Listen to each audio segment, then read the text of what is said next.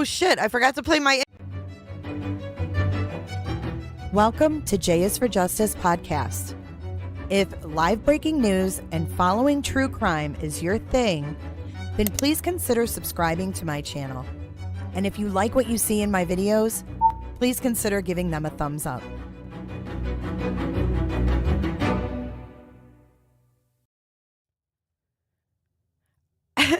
I was so excited I forgot to play the intro. Good morning. Good morning, everyone. It's so good to see you. So good to see you. So I realized last night that it's jury selection today. So I have to say, I'm not entirely sure. Well, I started laughing because I read Mark Klein. Mark Klein said this is a #1 track in India. And I started laughing, and then I realized I forgot to play my in. Oh, shit. Live and unfiltered. Welcome to J is for Justice Live. Hi, Scott H. Good morning, Poon. Karchi. Lucia. You have an icon, Lucia. You have turned into an OG. Lucia, you're now an OG. That's amazing. I think Shell's an OG. So anyway, it's going to be jury selection. So I have to admit, I'm not 100% sure they're going to have this on the webinar. Can you guys name a trial where we were able to watch jury selection? Maybe not that we did watch it, but that it was out there. Do you guys remember? Did Murdaugh have jury selection? That was Hey, River. Good to see you. Because I'm not sure. I'm on the judge's webinar, so whenever she opens it up, we're in, but I don't know. We didn't even know until yesterday afternoon who was going first. We found out yesterday afternoon that Jennifer's up first. And excuse my voice. I literally got up at 8 and I'm on my first cup of coffee.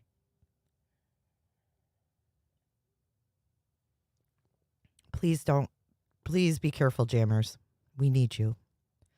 Legrecia Stout had jury selection. Rittenhouse had jury selection. Karchi, I'm always here to entertain. Hi, Allison. I remember there being one, but we didn't watch it. It might have been Letitia that we didn't watch. I heard Eduardo with like a G. So I thought maybe we could play my little update and background info on James and Jennifer while we wait. I have a feeling the judge, if she's going to open this up, it's going to be at 9 o'clock. So we have roughly 15 minutes, and I thought that would be a good time to do an update. What do you guys think? You want to watch a little update? I hope you guys are having a good Tuesday. Tuesday, January 23rd already. Didn't Young Thug have it live streamed too, says Taylor Lorenz? Maybe. Be careful, Karchi. So we also found out yesterday that James Crumbley will be March the 5th, will be his trial. Good morning, Danielle. So March 5th, we're going to have James and both of their trials. Well, at least Jennifer's is expected to last 3 weeks.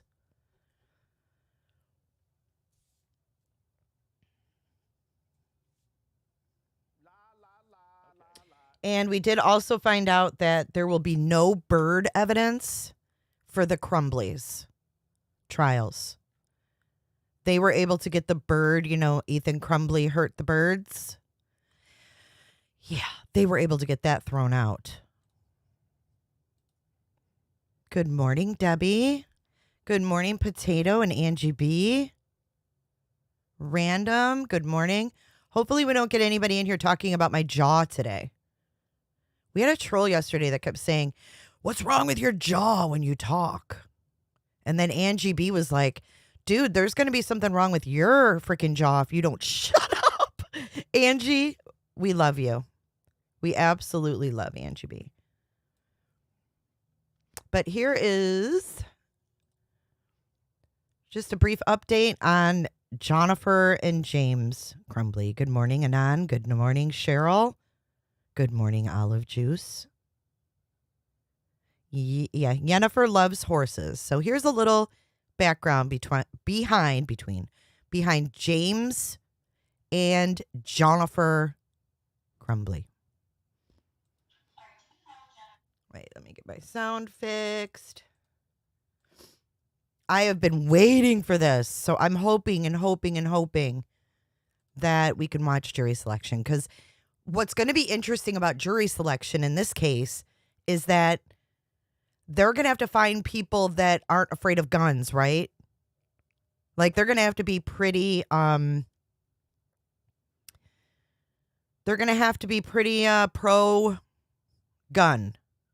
The people that the defense is going to want, right? They're not going to want people that are going to hold this against the Crumbleys. And then, if we have time, I want to show you what Court TV put out last night about this. You guys are going to shit. They had the most liberal lawyer giving his opinion on this, and he was saying that he thinks there's no way they're going to get away with trying these people. Anon, I know, so close to 100K, I can taste it. Trixie, hello. I know, isn't that weird about your jaw? Like, weird.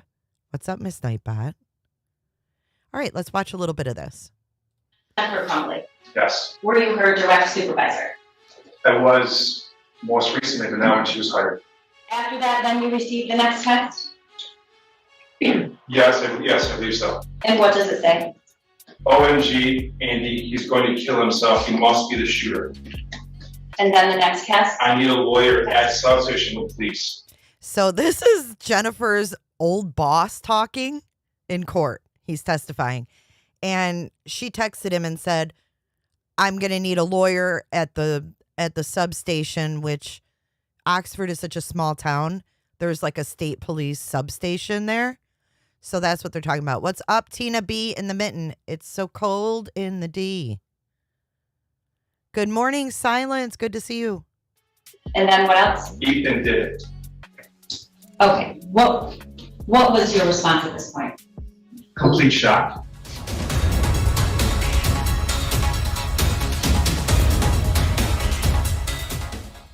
Hey guys, welcome back to Jay is for Justice. My name is Jay. Two Jennifers. I'm your host. As the trial for the Oxford school shooter, Ethan Crumbley's parents, is set to begin January 23rd, I figured a brief update was in order.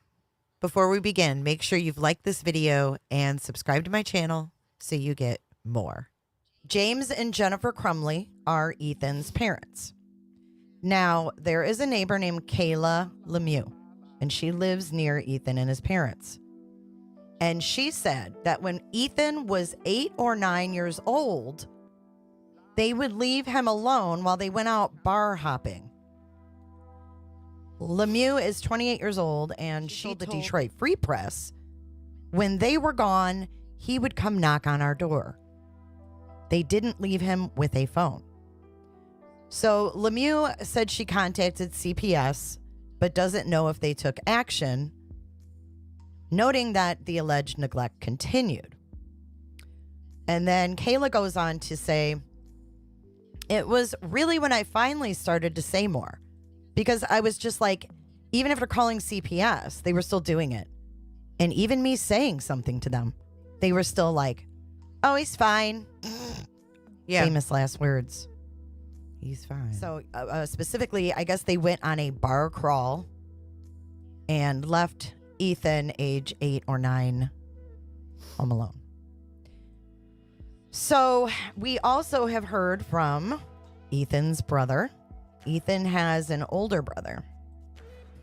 So his older brother is 18 years old, and he says that Ethan was a happy kid. He got good grades. He was into Minecraft and wasn't bullied as a child. Just like you, Poon. So Ethan's brother's name is Eli Crumbley, and he has moved away. So he was I wonder if he'll testify. And he moved away. Now, mind you, Ethan is 15, Eli is 18. They have the same father, but they have different mothers. So if you do the math, when Eli was 3, Ethan was born to Jennifer Crumbley. And the two boys were growing up in Florida, but then they both moved to Michigan with their dad and Jennifer, their stepmother.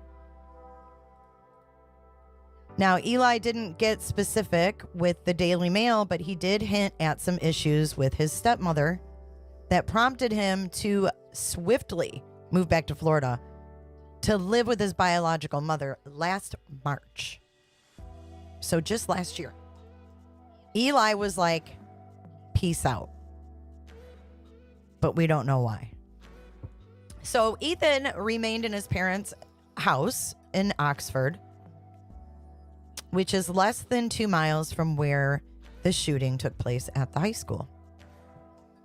And 4 students died that day.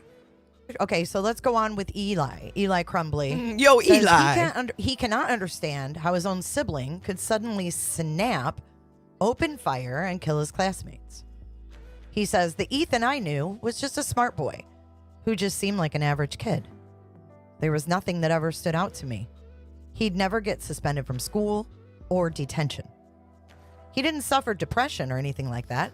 He woke up happy, went to school, came home, and played games. So he says he was a happy and average kid. Not sure I buy that, but because all the kids at school say he was a little weird, right? So Eli says that most of the reason that he did move back to Florida was because of issues between his stepmother and himself. It wasn't as great as it could be, and moving back to Florida was the best option for me. And that's where he left it. But he did reach out to his dad after hearing of the mass shooting. And Eli said, I was worried. I wanted to see if Ethan was okay because I knew he went there. Now, Eli also attended the school for 1 year. I wonder if any of those students he says, knew and that's Eli. when I was receiving information otherwise. Unable to reach his dad, Eli called a former employer who told him that his old house in Oxford was surrounded by FBI agents. Oh my God. I'm in He ready then learned player that his own mode. father bought the gun that Ethan used. Eli said, when I was living there, nothing seemed off. We just walked to the bus stop in the morning, go to school, come home, maybe play some football outside or basketball. We just chill. We didn't do much. But didn't get along with the stepmother. Which brings me... oh, wait, there's more from Eli. He did not know that Ethan had a gun till after it happened. He said, it's hard to believe. I still can't believe it. And as far as I knew, Ethan was always good. He was quiet, kept to himself, kept his circle of friends small. He was a clean kid. Didn't smoke or do drugs, nothing. He got good grades, and he wanted to be an archaeologist. Ethan was on the bowling and soccer teams in middle school, but didn't play team sports in high school. He said his brother's biggest hobby was video games, which he'd play at night. His favorite was Minecraft. Asked whether he knew of any other problems that Ethan was experiencing, Eli noted that they had an aunt who died a couple months ago, and that Ethan recently also lost his pet dog, Tank. Eli says, I really don't know what his reasoning was behind this. He was surprised to hear that bullying may have been a factor. I would like to talk to him, he said, but I don't think that's something that's going to happen for a while. Police said that there is no record of the teenager being bullied, as other students have claimed, and prosecutors revealed at his arraignment that he had detailed in a journal found in his backpack how he wanted to shoot the students at the school. He posted on Instagram 4 days before the attack to show off his father's new gun, pretending it was his. Just got my new beauty today. Sig Sauer 9mm. So that takes us to the evil stepmother. Different mother. Jennifer loves horses. So Eli has a different mom. So Eli moved back to Florida to live with his biological mother, and Ethan stayed with his biological mother and father up in Michigan. Now, I mean, really the debate here starts with, should these parents be held responsible for what their son did in that school? So let's talk a little bit more about Mrs. Crumbley, Mrs. Jennifer Crumbley. Mrs. Crumbley. She is the marketing director for, it looks like some kind of a property management company, possibly like apartments from what I could see. Potato, you're an OG. She was having an affair, supposedly, while ignoring Ethan's She was doing it in the Costco parking lot. troubling behavior. So it came out that his mother was having an affair with another man while all of this was happening with Ethan. Hi, Mega. So they're saying there was at least one intimate affair that involved Jennifer Crumbley. James Crumbley. Jennifer and her horse. Had a lot to say about Jennifer and James. She said that Ethan's dad is a piece of shit who abandoned her family, and Jennifer is a monster. I hope she testifies. She says pretty much Jennifer Crumbley is the devil. She hates her. Piece of shit. She says James is a piece of shit. She had a lot to say. So Michelle Cobb shares a son with James. And here we have What's Mr. up? Something else? James, piece of shit, Crumbly. Crumbley, according to his ex. So he left behind a daughter as well. So not only did James leave Eli, well, Eli came up to Michigan and then was like, I'm peacing out because My Jennifer stepmom's a is bitch. a psycho, right? So he left and went back to Florida, but he also has a daughter. So she says James Crumbley and his wife Jennifer allegedly looked for ways to criticize Cobb because they hated that he had to pay child support for his son Eli. Oh, no. Okay, so this is Eli's mom, but she's saying that he also had a daughter that with another Yes, woman. Buddha. I cried the moment he turned 18 because I thought all this hell is over as far as dealing with my son's father, she said.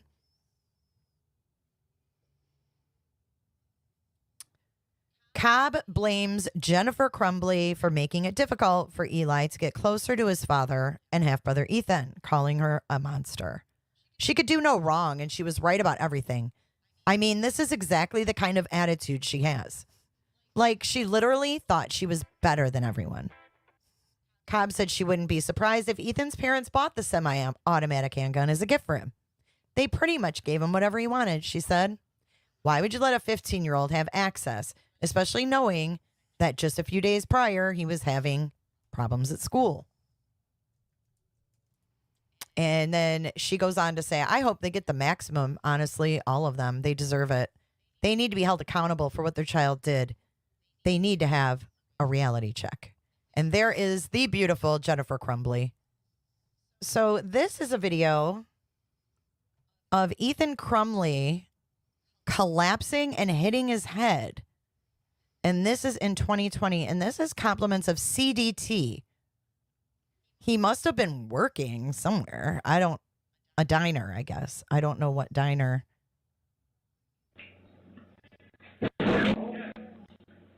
Like, what the? You all right? Here. You all right? All right. Wait, let's watch that again. Yay, potato. That's the best news I've heard all day. Of course, I got to play it in slow-mo now. 25 months. Potato, 25 months. Whoa, dude. The police have said that there was no indication that Ethan had any disciplinary issues A groupie. other than having met with school officials the day prior and again on the day of the shooting to discuss his behavior. The first meeting occurred after a teacher spotted Ethan using his phone to search for ammunition and reported him. Not only was he Googling ammunition, but he also had his backpack in the classroom, which was not allowed. Hello? Okay, so Hello? during the discussion about Hey, Lucia. Ethan using his phone to search 24 ammunition, months, 2 years. Ethan told the school that he and his mother had recently been to a shooting range and that shooting sports are a family hobby. School officials did leave a voicemail and an email for Jennifer, the mother. She did not respond, but she later texted Ethan saying, LOL.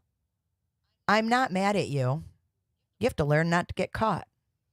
So the second meeting Yikes. occurred after another teacher found a violent drawing on Crumbley's desk of a semi-automatic handgun. So what worries me is that I feel like the school's culpability may let the parents off the hook. What do you guys think? Groupies unite. Pointing at the words, the thoughts won't stop. Help me. And then in another section of the note was a drawing of a bullet with the following words above the bullet that said blood everywhere.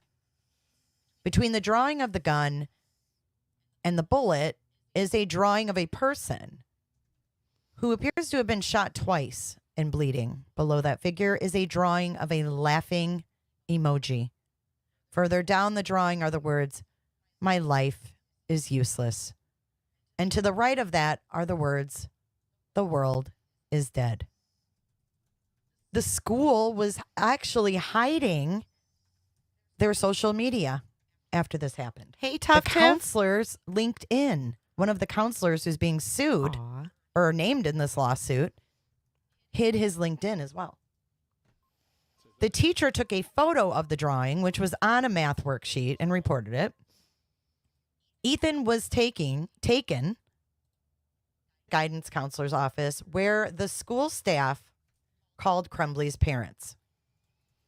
While waiting for them an hour and a half, the school counselors said they did not observe any behavior from Crumbley that indicated he may harm others.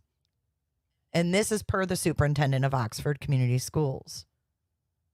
The Crumbley's parents were shown the drawing when they arrived at the meeting, and Ethan at this time had scribbled over in an attempt to conceal what it said. They were instructed to seek counseling for their son within 48 hours, or the school said they would call Child Protective Services. They, quote, resisted the idea of Crumbley leaving the school at the time and did not inform school officials that they had recently purchased a gun for him. He was returned to class because he had no prior disciplinary issues. Crumbley had the weapon he used somewhere on the school grounds at the time of that meeting. And I think we find out later that it was in Lisa. his backpack. After the second meeting, Crumbley allegedly committed the shooting at 12:50 p.m. So Jennifer Crumbley at 1:22, 7 minutes after the first news report came out of a shooting at the school, Jennifer texted Ethan and said, Ethan, don't do it. At 1:37, James Crumbley called 911 to report the handgun is missing. And he also said in that 911 call that Ethan could be the gunman at Oxford High. So the superintendent says that at the time no discipline was warranted. Jammers. And Sheriff Broussard of the Oakland County Sheriff's Department said concerns about Crumbley's behavior were not shared with his office. After announcing the charges against Ethan, the prosecutor there in Oakland County, Karen McDonald, told the reporters that were asking questions that day Schmicky. that she was also considering criminal charges against Jennifer and James. She said that responsible gun ownership was crucial to stop tragedies, and those who are not responsible should be held accountable. Your son kills 4 students at his school with a gun that you bought him. And you go and you run. They ran with something like 15 debit cards, credit cards in their pocket, several phones. They ditched a car. They backed their car down in Detroit where they hid out. The attorneys then in turn said that they didn't flee, but they were running for their own safety. This is what was said. So someone who ran a business, an Oakland County resident, ran a business inside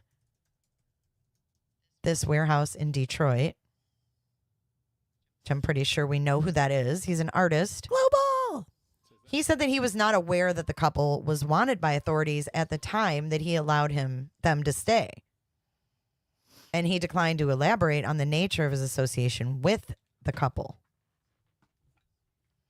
The authorities did question this man, and they said he's being cooperative, and they did search his Troy, Michigan home and seize several digital devices. At 11:05 p.m. on December the 3rd, police received a tip from a business owner who found the Crumbley's vehicle in his parking lot in Detroit. And that's about 40 miles from Oxford. The man also said he saw Jennifer, who fled upon being spotted.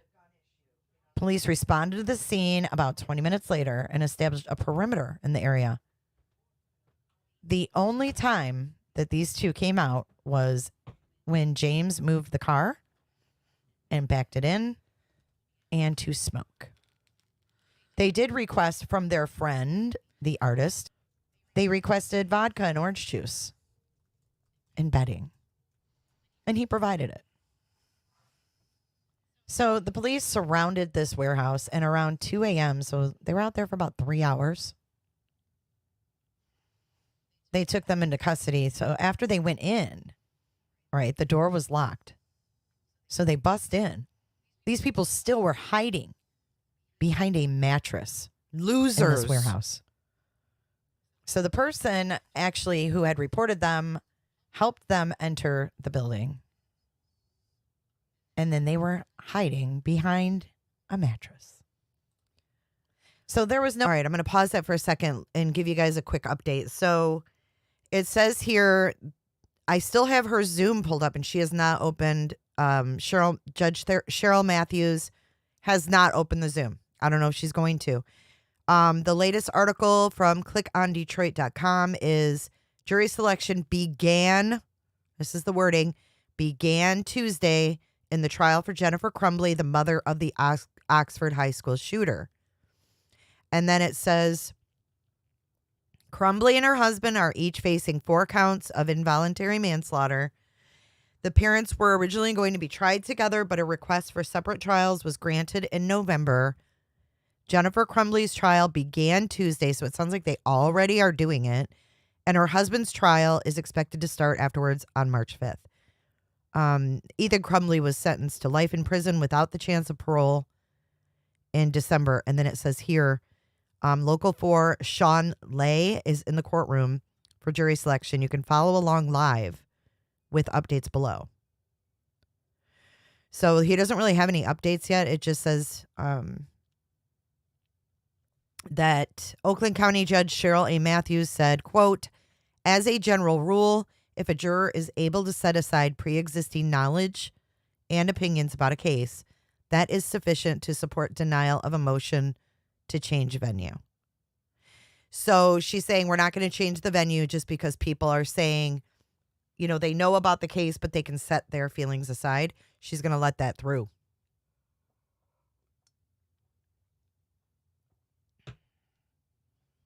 Early in the court process, the Crumbley parents asked to have the trial moved outside of Oakland County because they feared they wouldn't get a fair trial from jurors so close to Oxford High School, and that was denied. So that is where we stand. I know. I really wanted to see how they picked.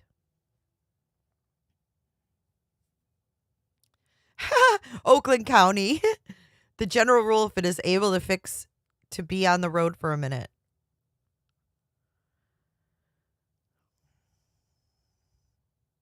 So I'm not sure if they're going to even let us in, guys, but we'll do an update. I have a couple other videos to show you guys about this case, some differing opinions.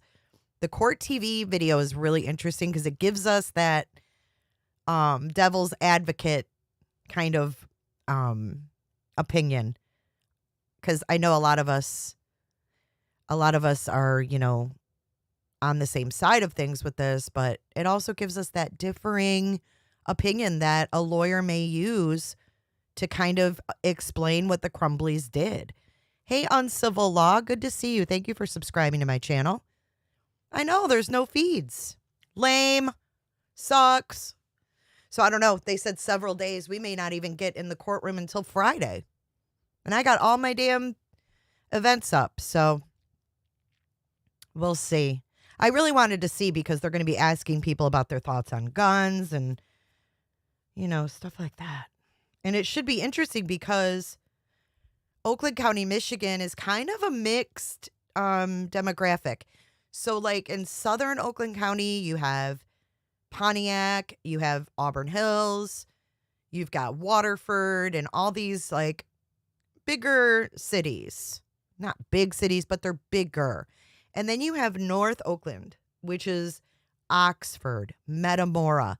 That's where it's the country. They have horses and farms and things like that. So in Oxford, you're going to have more people that are hunters and that have guns and that their teenagers hunt and use rifles and things like that. So I think it's going to be really interesting to see how they pick the jury, but apparently we can't watch it. And they had bad weather. So is, you know, what's going on? Are they delayed maybe? Hey, Oxford 11. Weather is unfavorable. Ice and freezing rain. I saw that. They might be delayed. But then this guy says he's in the courtroom. Sean Lay. He's there. So I guess they're open.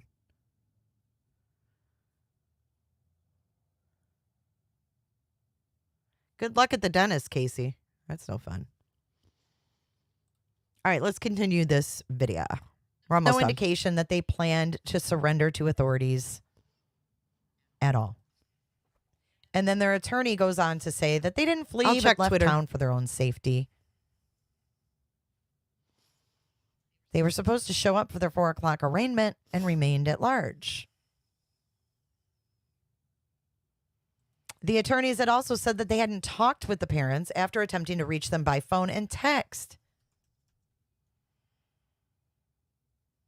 CNN reported that Jennifer and James had withdrawn $4,000 from an ATM in Rochester Hills on December 3rd, and that they had turned off their cell phones. So Jennifer and James were finally arraigned on the morning of December 4th, where they pleaded not guilty to the charges, and a bail of $500,000 each was set for them. And they're in the same jail as their son. Now, their son has a public defender, but they bought a female dream team to represent them. So all 3 of them were put in isolation and were being monitored under suicide watch. And they are not allowed to interact for an indefinite amount of time. So they're charged with 4 counts of involuntary manslaughter. There you go with everything you needed to know about James. And there's your little update. And now let me show you this court TV video, you guys. This is interesting. This will be really good talking points. I think I might have saved it to my watch later. Hold on. This is going to be a really good discussion point. And like I said, I don't know. I don't think we're going to be able to watch it. I can't find it anywhere. It's bullshit. It's total BS.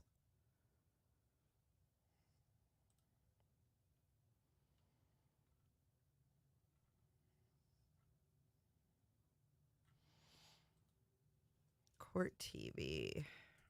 Oh, I know where it was. Never mind.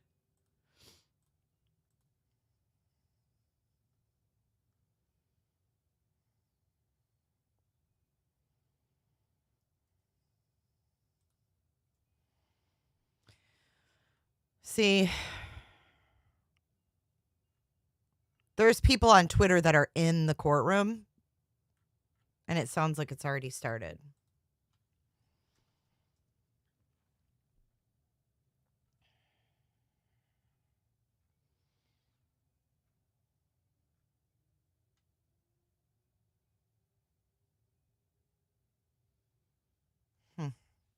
What a bummer. What a freaking bummer.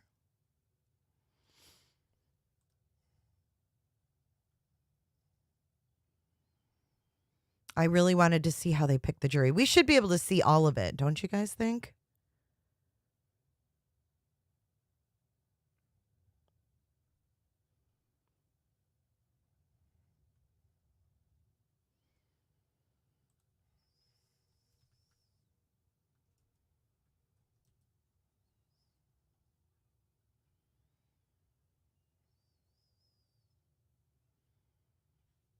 All right, hold on. I'm finding that court TV video because it really is a good talking point. Because I've never heard anybody defend the Crumbleys. So this will be interesting to, I mean, besides their lawyers, of course. Oh, they also are not allowing the Nazi coin that was found in their house at the trial. And they're also not letting Ethan's internet searches in at trial.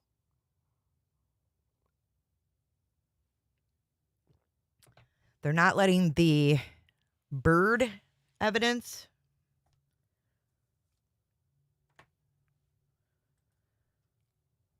Okay, here is that video. Let's watch this together. This ought to be interesting.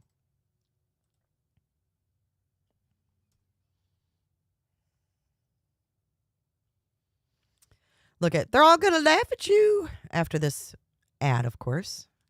I know you guys keep searching. Let me know if you find it anywhere, but I don't think we're going to see the jury selection, dang it. And usually they don't show the jurors. They already have the setup because the court has the cameras and you can't see the jurors, just like you can't see the jurors in a trial. You can just hear the questioning and stuff and the lawyers. Welcome back to Court TV. Breaking news out of the state of Michigan. Jennifer Crumbley. She, of course, is the mother of Ethan Crumbley's. Her trial will start tomorrow. James Crumbley is also slated to go on trial. Those cases have been severed. He will face a jury on March 5th of this year. That is the plan. And remember, Ethan Crumbley pled guilty and was sentenced to life without parole. He was 15 years old at the time when he killed 4 people and injured 7 others in November of 2021 at Oxford High School in Oxford, Michigan. The state, of course, went after Ethan. You take a look at all of the victims in this case, the fatalities, but they also went after mom and dad. And it was alleged that the Crumbleys ignored signs, A, and enabled Ethan B with the purchase of a handgun. And the state has taken the unprecedented stance that the mother and father of this school shooter should be criminally tried. And that is where we are now. It is a case that will be watched very closely, 2 cases that will be watched very, very closely around the country by people interested Lisa. in this, because Jennifer Crumbley and James Crumbley didn't kill anybody, and there's no direct knowledge that Ethan said, I'm going to the school today to shoot people.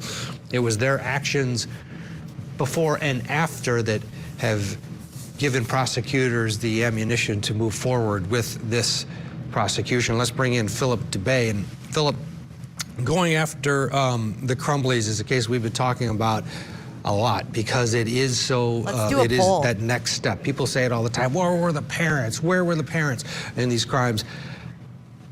We haven't seen this, though, going after a school shooter's parents criminally. Your thoughts overall as we get ready now for this case against Jennifer Crumbley first, jury selection starting tomorrow? I think it's heavy-handed to go after parents for the crimes of their children. It's not as if the parents aided and abetted the commission of these crimes. I think it's just a little too heavy-handed. This guy seems like an AI, but now I don't know how much this guy knows about the case, because when I watch this, I'm like, does he know that they ran? Does he know that they were hiding out? Does he know that the U.S. Marshals had to come find them in Detroit? Does he know all that? Does he know that Jennifer was having an affair? Does he know that they were pub crawling and leaving Ethan home when he was little? I mean, does he know all of this? Get your votes in the poll. I want to see if you guys think that it's fair to charge the parents. Good morning, Mike Zanner.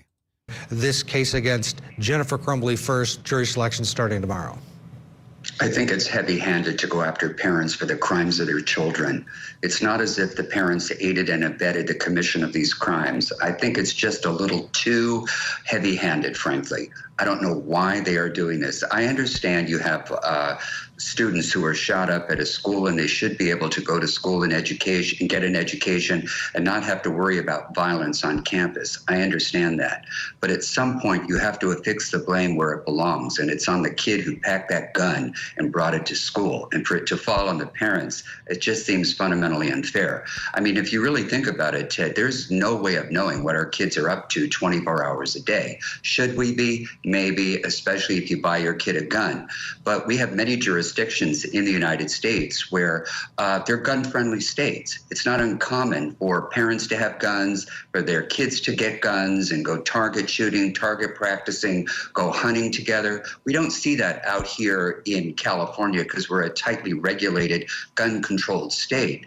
But in those, states where it's okay to carry and get a license and do all that stuff, it's not unusual. And to affix the blame on the parents, I think, is unfair. Now, as for trying Jennifer separately, it has pros and cons. I mean, if you think about it, what happens if Jennifer is convicted, but dad is acquitted? Or vice versa, you're going to get, really, when you think about it, a bizarre outcome, a bizarre result. You have to believe that either were both derelict in their duty as parents, or neither was. And for one to go down on it and the other to be set free, I think would be an unjust outcome. And that is the risk of going forward with this. They're facing 60 years. It's 15 years per death.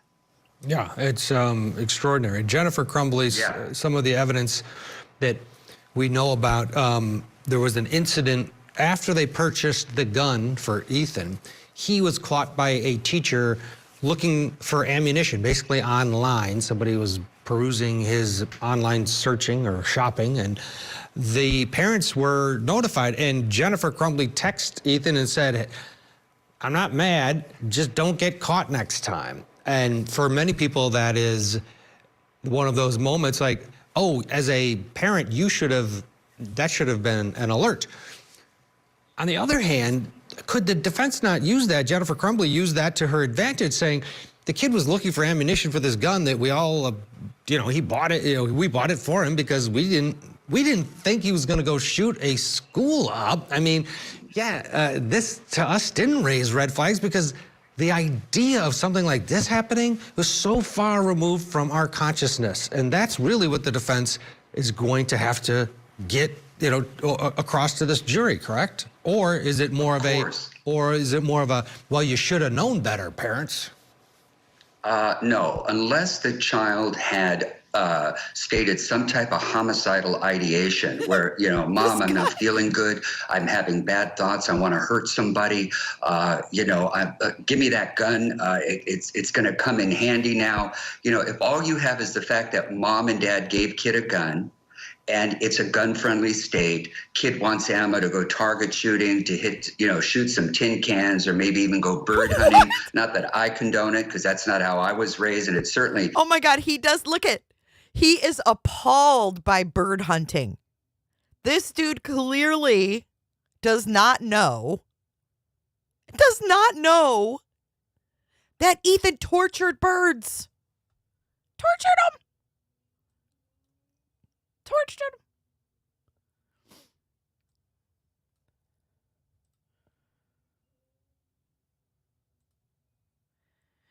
Chase for Justice, if you like, we could discuss the proximate cause portion of the appeal decision together. I was planning on streaming the selection, but that's not happening. Do you have the appeal stuff? When are you doing it, Uncivil? You want to do it now? We have an update from the courtroom while I wait for that answer. 9:14 a.m., Jennifer Crumbley arrived in the courtroom without her jingle jangles. She's not wearing an orange jumpsuit, handcuffs, or chains. She's wearing a blue dress and leggings. A blue dress and leggings. You say blue dress, you lose a testy. Flo had surgery yesterday. Flo, I hope you're doing good. Kelly White says, I always thought it was weird it didn't have huge coverage. I know. I'm surprised more people aren't covering this.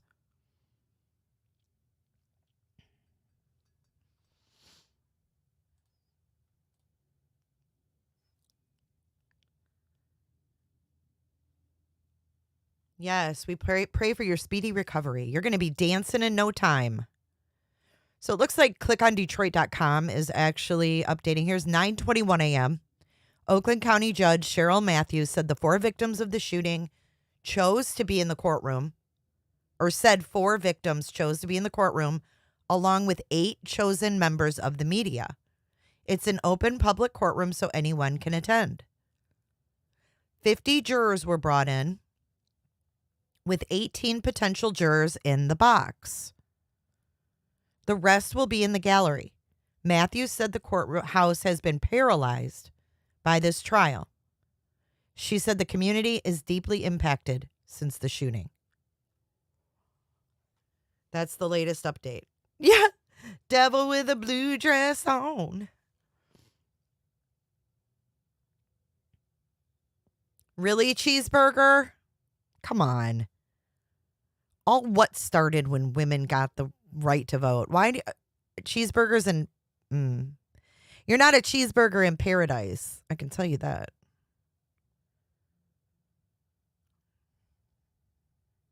I hate to say this, but I think the media and public has gotten so used to school shootings. I don't know why not everybody's picking this up, because this is a precedented case, right? Like, this is the first of its kind. This could set a precedent for future cases. Parents aren't paying attention. And they probably should be, because if this goes through, if you don't know what your kid's doing, you could be next. But no one's paying attention. They just wait until it's too late.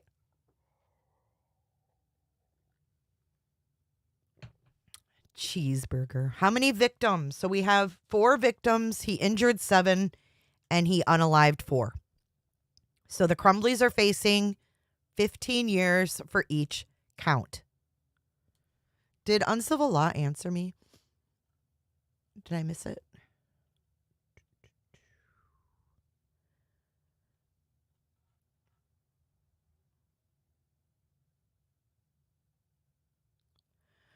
Yeah. So anyways, let's finish this video. Not what goes on in California anyway. Again, we're much tighter on gun control, but that is how they roll in that particular state. It's not unusual for kids, particularly under 18, to even have a gun for those purposes, certainly not to commit mayhem. I think it's a far stretch to say that mom should have extrapolated from that he was going to go shoot up a school. But unfortunately, that's going to have to be her defense. It's not grounds to get it dismissed. She's just going to have to put on that evidence and show she did not have that criminal state of mind, that criminally negligent state of mind where she should have known and did nothing about it. What I'd like to know is, where the heck was the school? The school was on notice. You think under, TLO, it's called, versus New Jersey, they would have gone into his locker, his backpack, searched him, patted him down, and taken whatever he had on him and gotten it out of there to protect the staff, the school, the students, the school officers, and everybody else. Instead, they're pinning this on the parents, and I think it's a little heavy-handed. Pinning it. I don't like how he's wording this, because I don't think it was pinned on them. What I'm wondering is that James Crumbley realized that the gun was missing. And did he tell the school the gun was missing and then the school didn't look in the backpack? That is exactly what could have stopped this, was if the school had searched his backpack, because he sat right there in the office with this loaded gun in his backpack. Hey, One-Eyed Flo. No, absolutely not. You're not banned. I've been waiting for you to reply. Thank you, One-Eyed Flo. Critical hit. I'm in Ready Player One right now. I do. Well, the school also was the source of a lot of frustration from people because, of course, that day of the shooting, he had written some very disturbing things on a piece of paper, and the parents were brought in. And the school said, hey, can you take the boy home?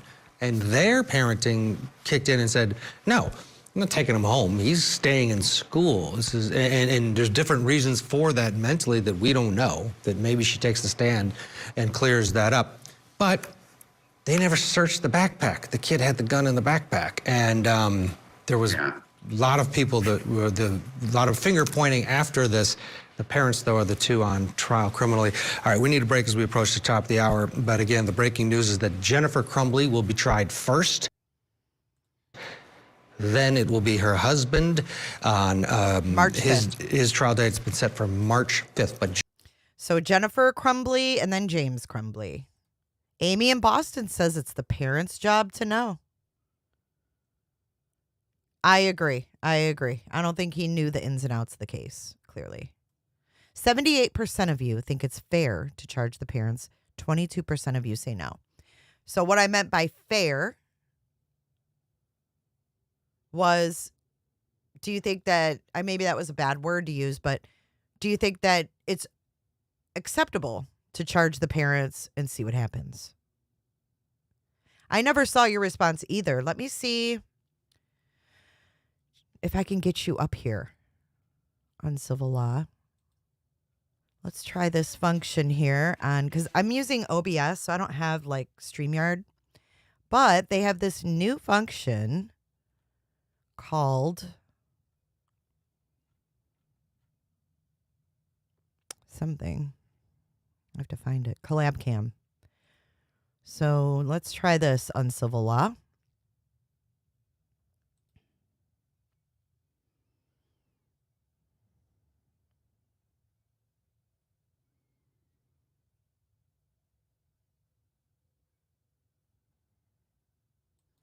Let's see if this works. Fair. I know it was kind of a bad word. You're right. In the legal world, fair is not a good word to use. Try that and see if that works. If not, we can try something else. But let's try that first. Although I'm not sure you'll be able to hear me. You know what? Scratch that. Don't use that. I'll pull you up a different way.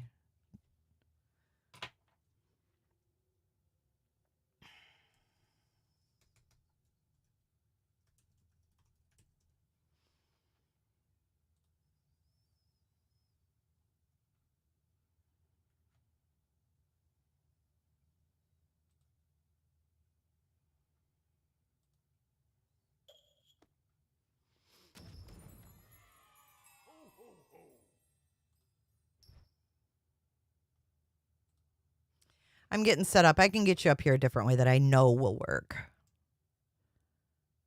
At least I think it will.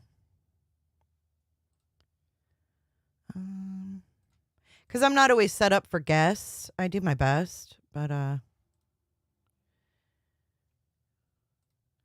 usually plan guests, so I use a different format. Try that. Try that, my friend.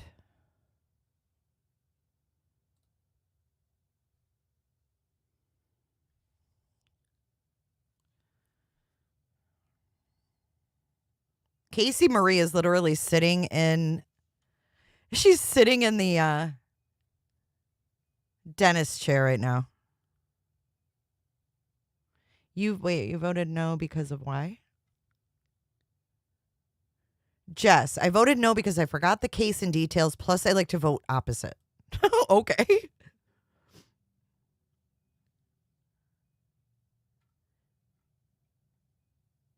Use that second link, Uncivil. The Talk Studio one.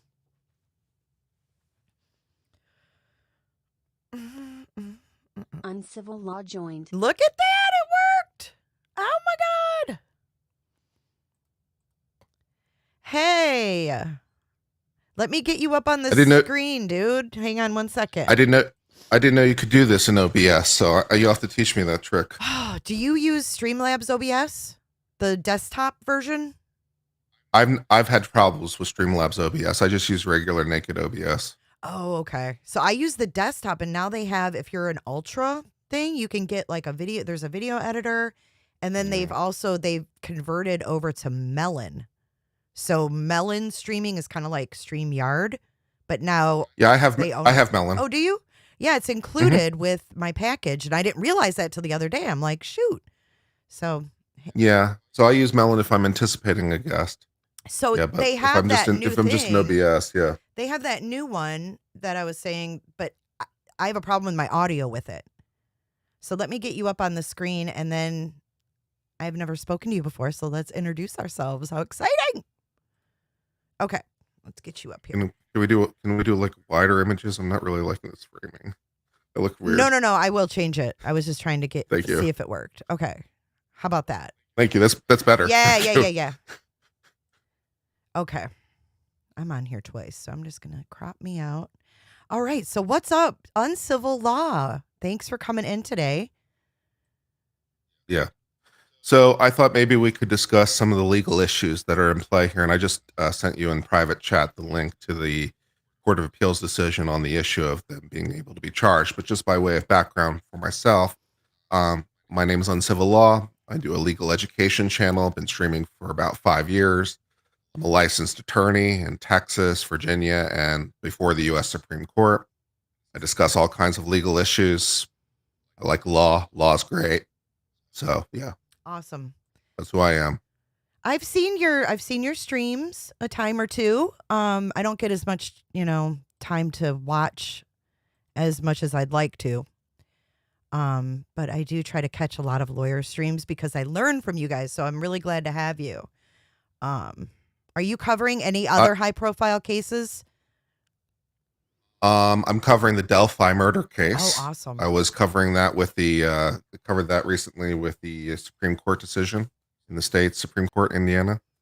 And the judge already denying some motions like immediately. I saw that. So out that. of spite. So yeah, I've been covering that. And what else am I covering? I feel like there's a trial coming up next month. I can't remember the name. What about Koberger? Have you been covering Brian Koberger? No, not as much on the details about Koberger. I've been sort of waiting to see what's going on. I have some doubts on the facts based on what's presently publicly known, but of course there could be a lot of information I don't know. I'm interested to see how it develops. Yeah, I'm interested in like the whole dynamic of, now the school, the university is being brought in as, they have this book that's come out by the president. I don't know if you saw any of that, but that's a really interesting kind of part of it, because you wonder, the president wrote this book, mentions the murders and Brian Koberger's name. What is that going to do as far as like, what is the defense going to do with that, if anything? Yeah, so Koberger is going to be interesting, but the information that's publicly available seems a little thin for my taste to want to convict a guy of a quadruple murder. Mm-hmm. They have touch DNA on the buckle of the knife sheath they believe committed the murders, but they don't actually have the knife, so it's a little bit hard to match. And touch DNA can be sometimes somewhat unreliable. It's not exactly what you'd want. It's not the same as actually having like blood. Mm-hmm. And other information tying him to the scene seems a little bit nebulous. In their probable cause affidavit, they talk about his travels and his cell phone, but it's almost like an absence of evidence things, like we don't have records between this period and this period. So we're going to assume the middle. And I'm like, eh. So I hope ideally they have a little bit more. I think they might have before a I, lot. Before I convict the guy of the quadruple murders, I'd like to be relatively sure. Yeah, I got you.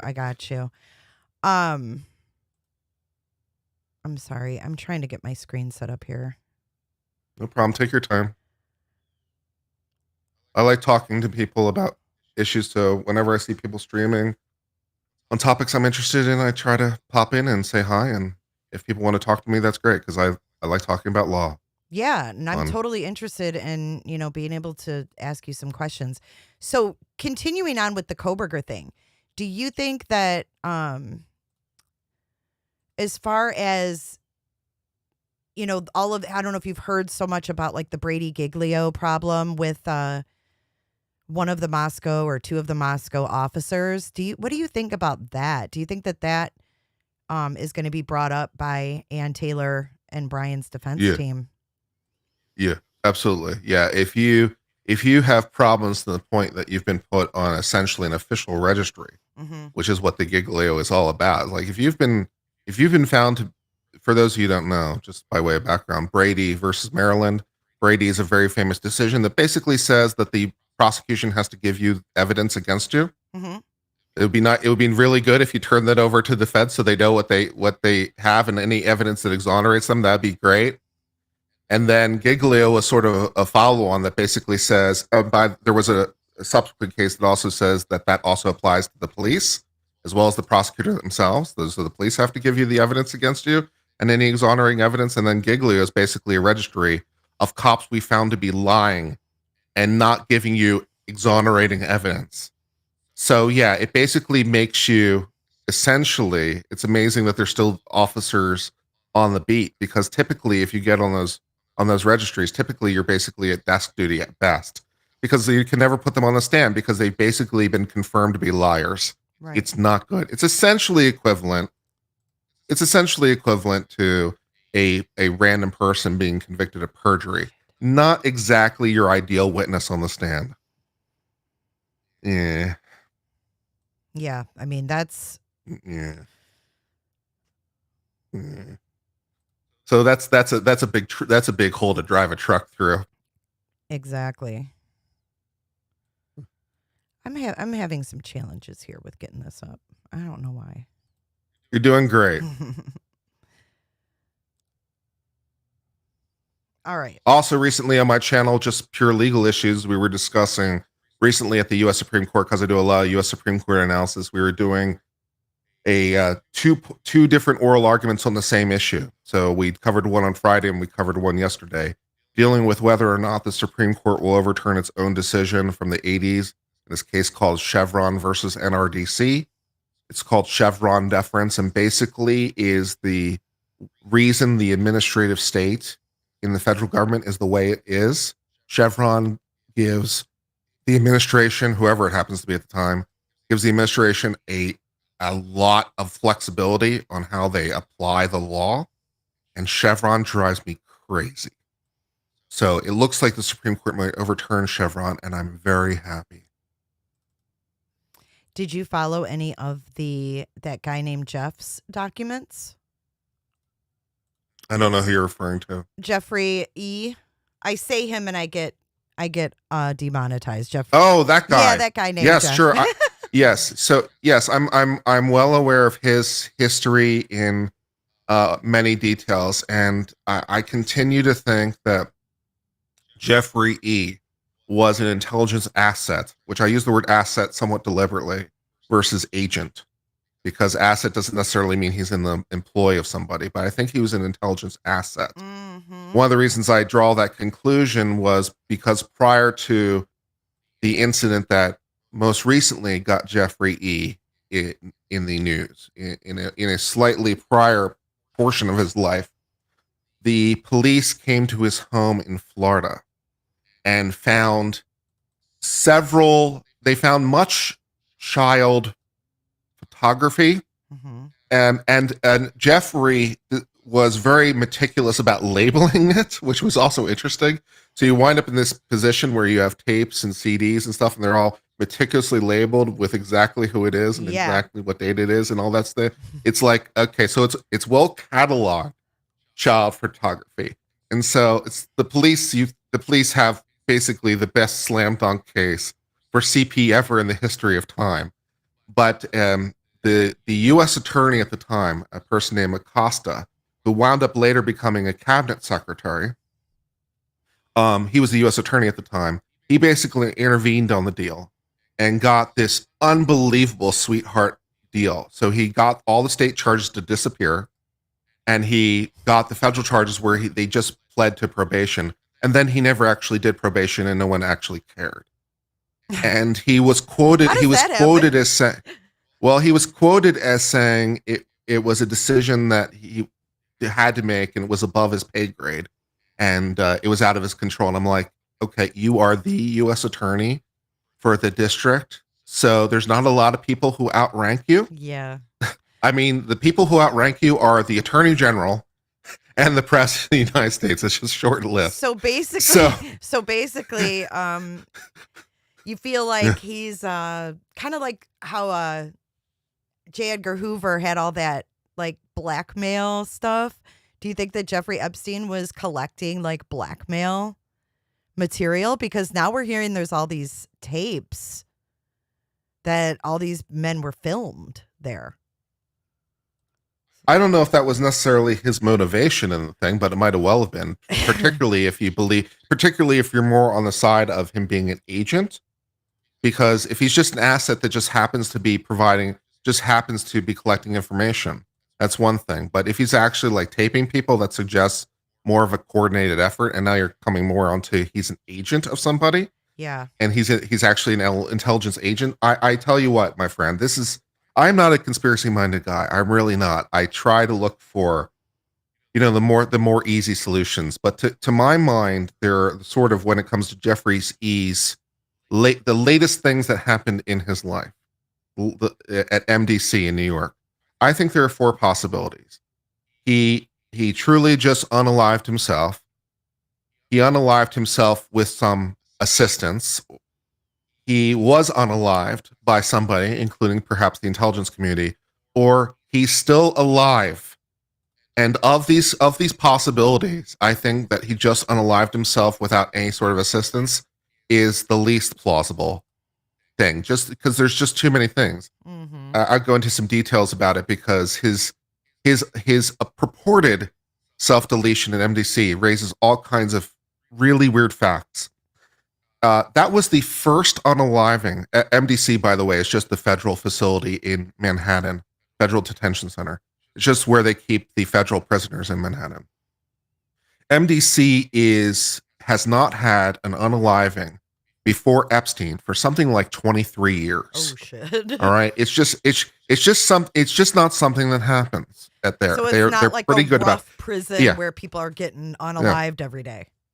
Yeah, and also MDC, by virtue of being in Manhattan, which is the Southern District of New York, it's had some high-profile prisoners, such as Pablo Escobar and other notable people. So, and other people of high profile. So they're not used to dealing with high-profile people. So Jeffrey E.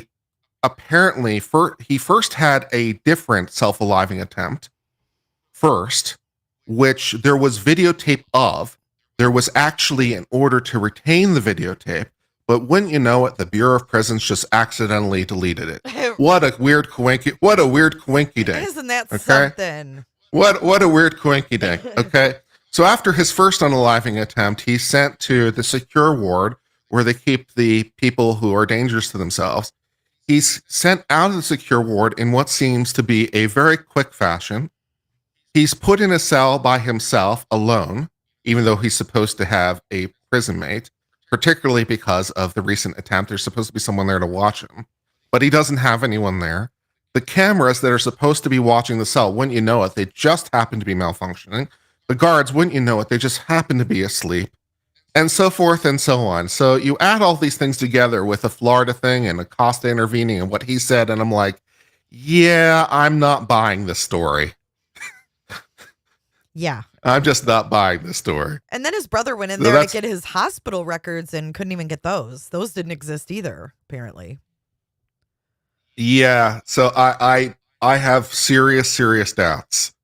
So the medical examiner came out with their report, and I'm like, yeah, I don't believe you. I'm sorry. I'm sorry.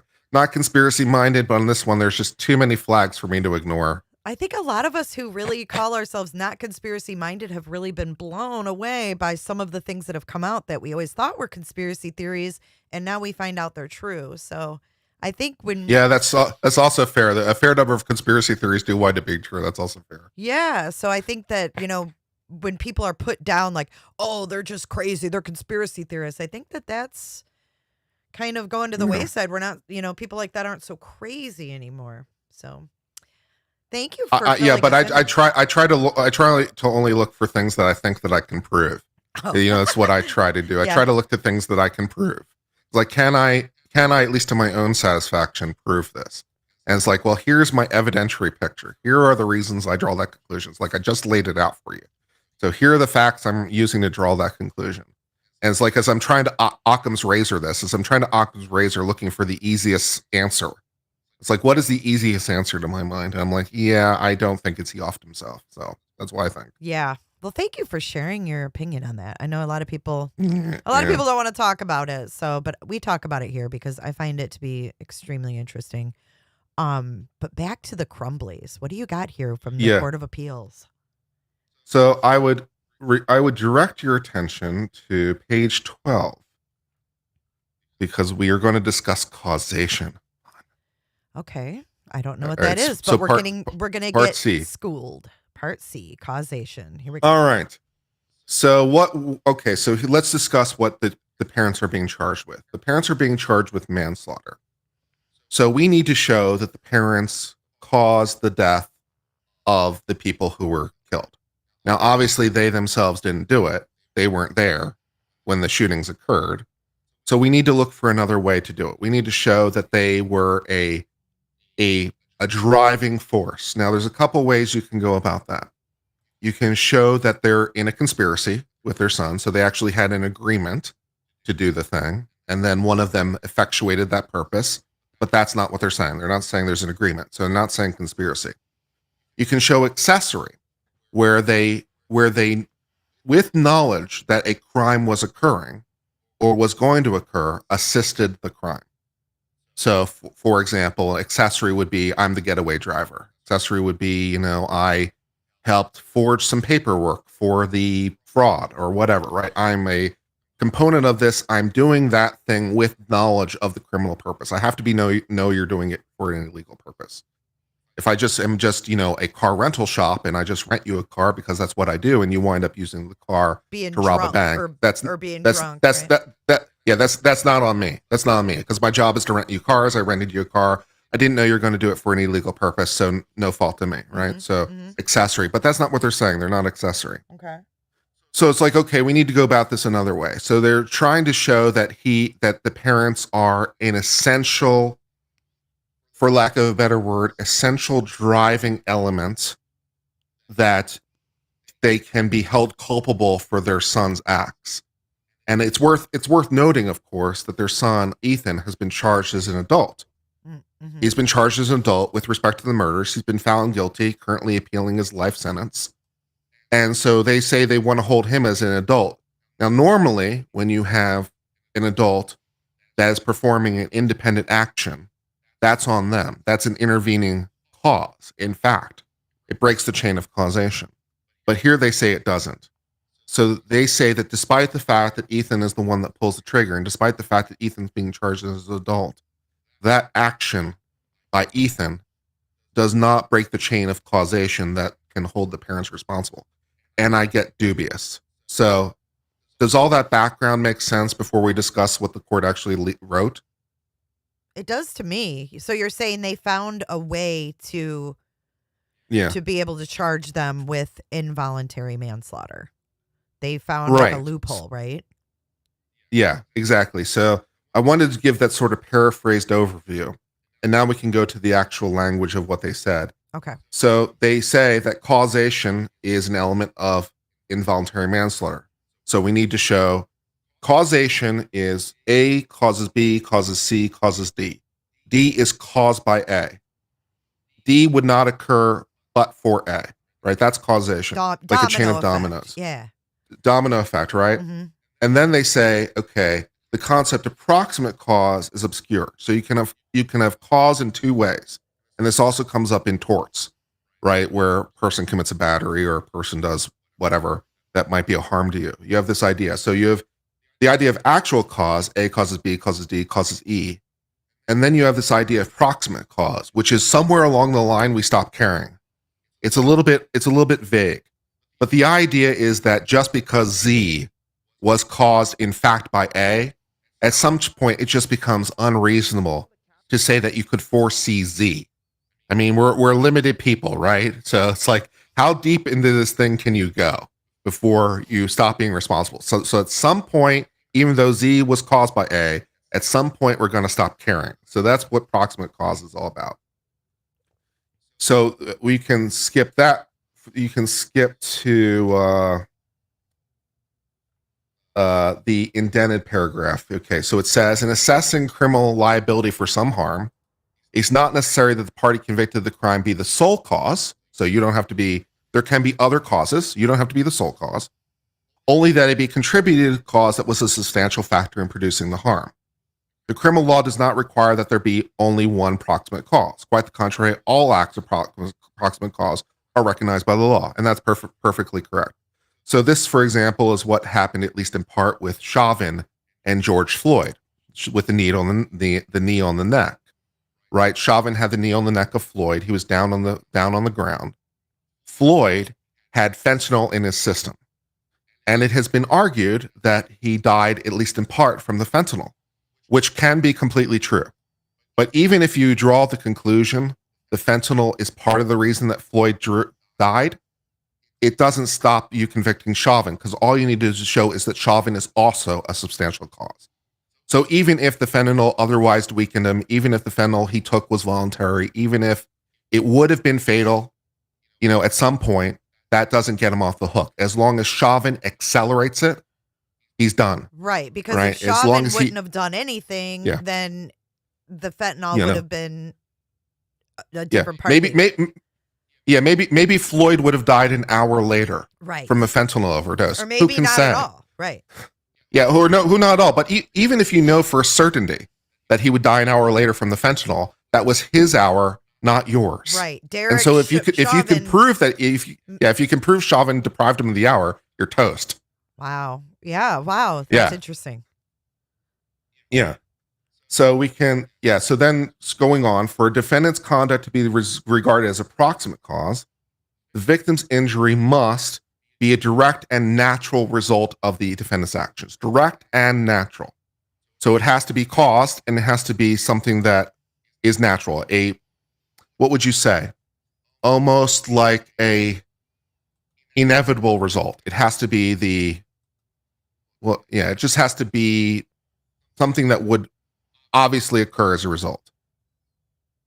Sometimes in this case where there might be more than one proximate cause, it's necessary to examine whether there's an intervening cause that supersedes defendant's conduct, such that the causal link between the conduct and injury was broken. So this is one of the things I was talking to you about earlier as I was sort of giving the preview. Normally we think about intervening cause. So I don't know, to point to an example, if, I don't know, Chauvin has the knee on the neck of Floyd and that's happening, and then someone out of the crowd comes up and just shoots Chauvin in the back and he dies from the bullet wound, that's an intervening cause, right? So now the guy who shot the bullet is going to be the one who killed him, right? So it's the same idea, right? It breaks the chain. So Chauvin would have killed him. So it's in the same way that Floyd would have died from the fentanyl, we're assuming the premise, in the same way that Chauvin would have died from fentanyl, but we don't care because Chauvin, if Chauvin would have killed him, but some random guy shoots him, we don't care because some random guy is now the intervening cause. So intervening cause is breaking the chain of causation. So let me just ask you a question. So this, I know we're reading, is Jennifer Lynn Crumbley's appeal paperwork. But it's both. It was both of theirs because of the time they were still. Yeah, it's both of theirs because of the time they still were combined cases. Okay. Okay. So would this possibly be different now that James, so the reason they severed him, right, is because Jennifer said there's witnesses or evidence that came in that has nothing to do with me. That's him. Basically, Mhm. I mean, am I right? Is that kind of how it severed it? Because there's somebody or something that came in that implicates James further. And she was like, "Oop, I don't want to be a party to that." How does that work? Just real quick. Yeah, that probably isn't sufficient to sever. The more likely reason that it was severed is because the parties are about to take defenses that are adverse to each other. Mm. So the most likely reason it's severed is because they're going to point the finger at each other. Ooh, this is going to get good. Huh? This is going to get interesting. Yeah. So their defenses are not legally compatible. Right. So if it's just a question of fact, that's not a problem. Like testimony that just implicates one person is not normally sufficient. And So either there's somehow testimony that can be brought in for one of them, but not the other due to some sort of suppression issue, which would be unlikely, but it's theoretically possible. So you could somehow reach the conclusion that it's admissible for one, but not the other, which is unlikely, but possible. Or the more likely conclusion is they're about to take defenses that are adverse to each other and point the finger at each other. so what are the chances, do you think, that one will be convicted over the other? And how fair is that one may go to prison and one may not? Well, I suppose it's fair in the same sense that it's always fair when there are multiple defendants. Sometimes one of them walks away. Sometimes one of them doesn't get convicted as much. It's for the jury to decide sort of how much each one is guilty and not. And we've certainly seen cases where the jury splits the difference between various defendants. Yeah. So yeah, that's not unusual. Could be- So the jury could be very is interesting. the jury is the finder of fact, might say, yeah, this is what we think for one, but not the other. And so sucks to be you, I guess. Right. I mean, it's just going to be wild if we see like her go on about her life and him stuck behind bars for 60 years. I mean, they're facing 60 years, a lot. Yeah, which is effectively a life sentence. Mm-hmm. For them at their age. So, yeah. So they say if the fact finder determines an intervening cause supersedes the conduct such the causal link between defendant's conduct and the victim's injury was broken, proximate cause is lacking, and criminal liability cannot be imposed. So if you find this intervening cause, it breaks the chain of causation. All right. So now you can scroll down to subsection 2. So you can skip this till it gets to proximate cause. So they say that there is cause in fact, but for, them buying the gun, Ethan couldn't do what he did. So, okay, fine. So now we're going to get to proximate cause. So scroll down to the paragraph said, turning now to district court's proximate cause determination. The relevant facts reveal that prior to arriving at the school on the day in question, defendants were aware that Ethan had been repeatedly experiencing significant episodes of hallucination and or extreme paranoia. That's fair. Ethan was in a distressed mental state because of the loss of his grandparent and family dog and departure of his friend. Okay. Ethan himself realized his poor mental state, such as he requested defendants to help him obtain medical assistance. Okay. Despite defendants' knowledge of the state, they purchased him a handgun, which was readily accessible to him. And on the day of the day before the shootings, Ethan was researching bullets while in school. So apparently the parents know that. And during the first hour of class, that Ethan watched a video involving a shooting and scroll down. Thank you. No worries. During the second hour, drew bullets of the gun, a gun resembling a Sig Sauer, which I'm not sure what that means because, it's just a semi-automatic. I'm not sure how you draw it with enough precision to know it's a Sig, but okay.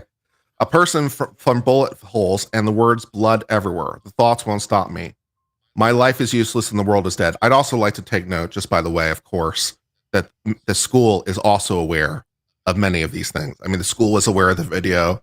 The school is aware of these statements. Yeah. The school is aware he's mentally troubled because they asked him to be taken home for the day.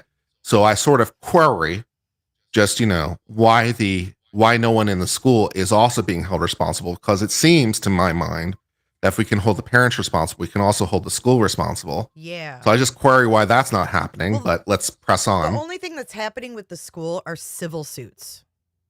So there's several civil suits, like Jeffrey Feiger's representing some of the victims' families. But the school has had its own mess with a private investigation coming in and things like that. And it was criminal what they did. They didn't have the emergency operations plan in place. They didn't submit their emergency operations plan to Homeland Security and the government like they were supposed to. So I agree with you. Where's the accountability for the people that were in charge at that school? Yeah. So I just wonder what's going on with that, because it seems like a lot of this logic would potentially apply. But then again, I have problems with the logic in the first place. But I'm just saying, if we're going down this road, then where's the even treatment? But let's press on. So they say, despite all the knowledge of the circumstances, which again, the school kind of had the same knowledge, or at least very similar knowledge, when given the option to help Ethan and take him out of the school, they did nothing. Well, I'm not sure that's necessarily completely true. I mean, they said they get him help, and the school didn't be like, you got to do this. They just recommended it. So I think I'm not sure do nothing is exactly accurate, but okay. They said they had 48 hours or something like that to get him counseling.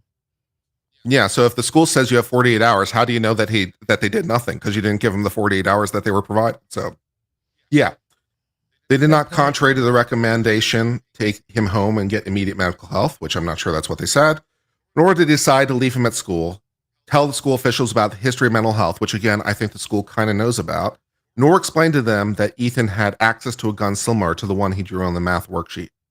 Defendants neither asked Ethan if he had a gun with him, nor did they look in his backpack, which also, incidentally, the school could have done, because the backpack of Ethan was in the principal's office, I believe, as it were, with the principal / guidance counselor / whoever's in that room, and no one decides to search the bag? Really? It was sitting at Ethan's feet. And they said, go back to class. And it's like, go back to class with your book bag that has the gun in it. That's just stellar work there. Yeah. And when they left the school, they didn't go home and ensure that he'd not taken the gun, which I'm not sure, even if they had done that, how that would necessarily help, because presumably by that point it would arguably be too late. But okay, somehow that fact is reasonable.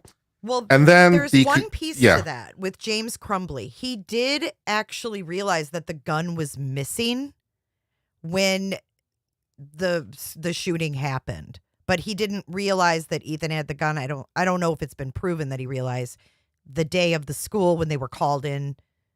You know, I don't know if he realized at what point he realized the gun was gone. That's what I'm interested to find out. So this next paragraph is where we sort of hit the rubber meets the road, and we reach the conclusion, given everything. And the conclusion's where I'm like, I'm not so sure about that. So the conclusion by the Court of Appeals is, given all the facts, it's not an abuse of discretion to conclude there's probable cause to believe a juror could conclude that a reasonably foreseeable outcome of the defendant's alleged gross negligence was Ethan committing a shooting that day.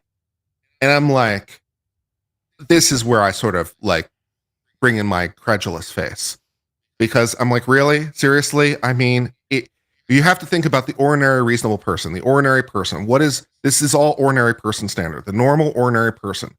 It's like, would it be really foreseeable to the ordinary person? Is that foreseeable that he commit a shooting on that day?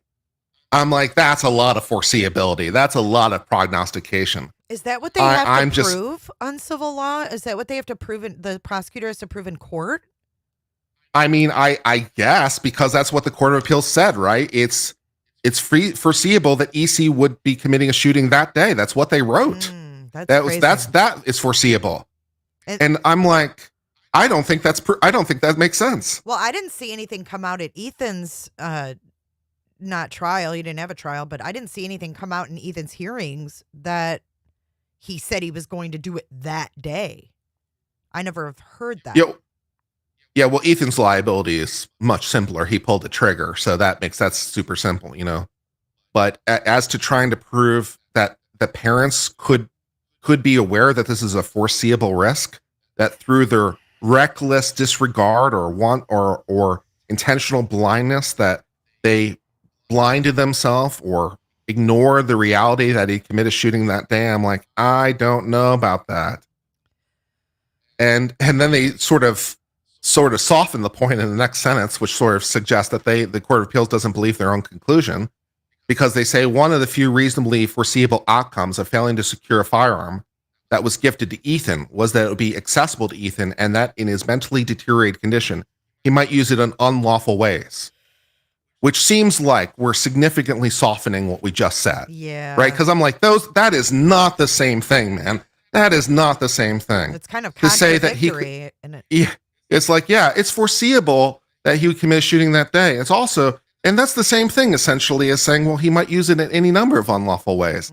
I'm like, that is just not the same thing. I'm not sure you believe in your own I'm not premise. sure that a juror would come to that conclusion. Yeah. So, yeah. Yeah, and then they sort of go back to their previous thought in the next sentence. In light of the foreseeable events, when presented with what he had just drawn, written, and viewed that morning, a reasonable juror could conclude it was foreseeable that Ethan possessed his recently gifted gun and intended to use it that day. Again, I'm like, I don't think so. What if uncivil law, what if they use Jennifer Crumbley's own words where she texted Ethan and said, don't do it?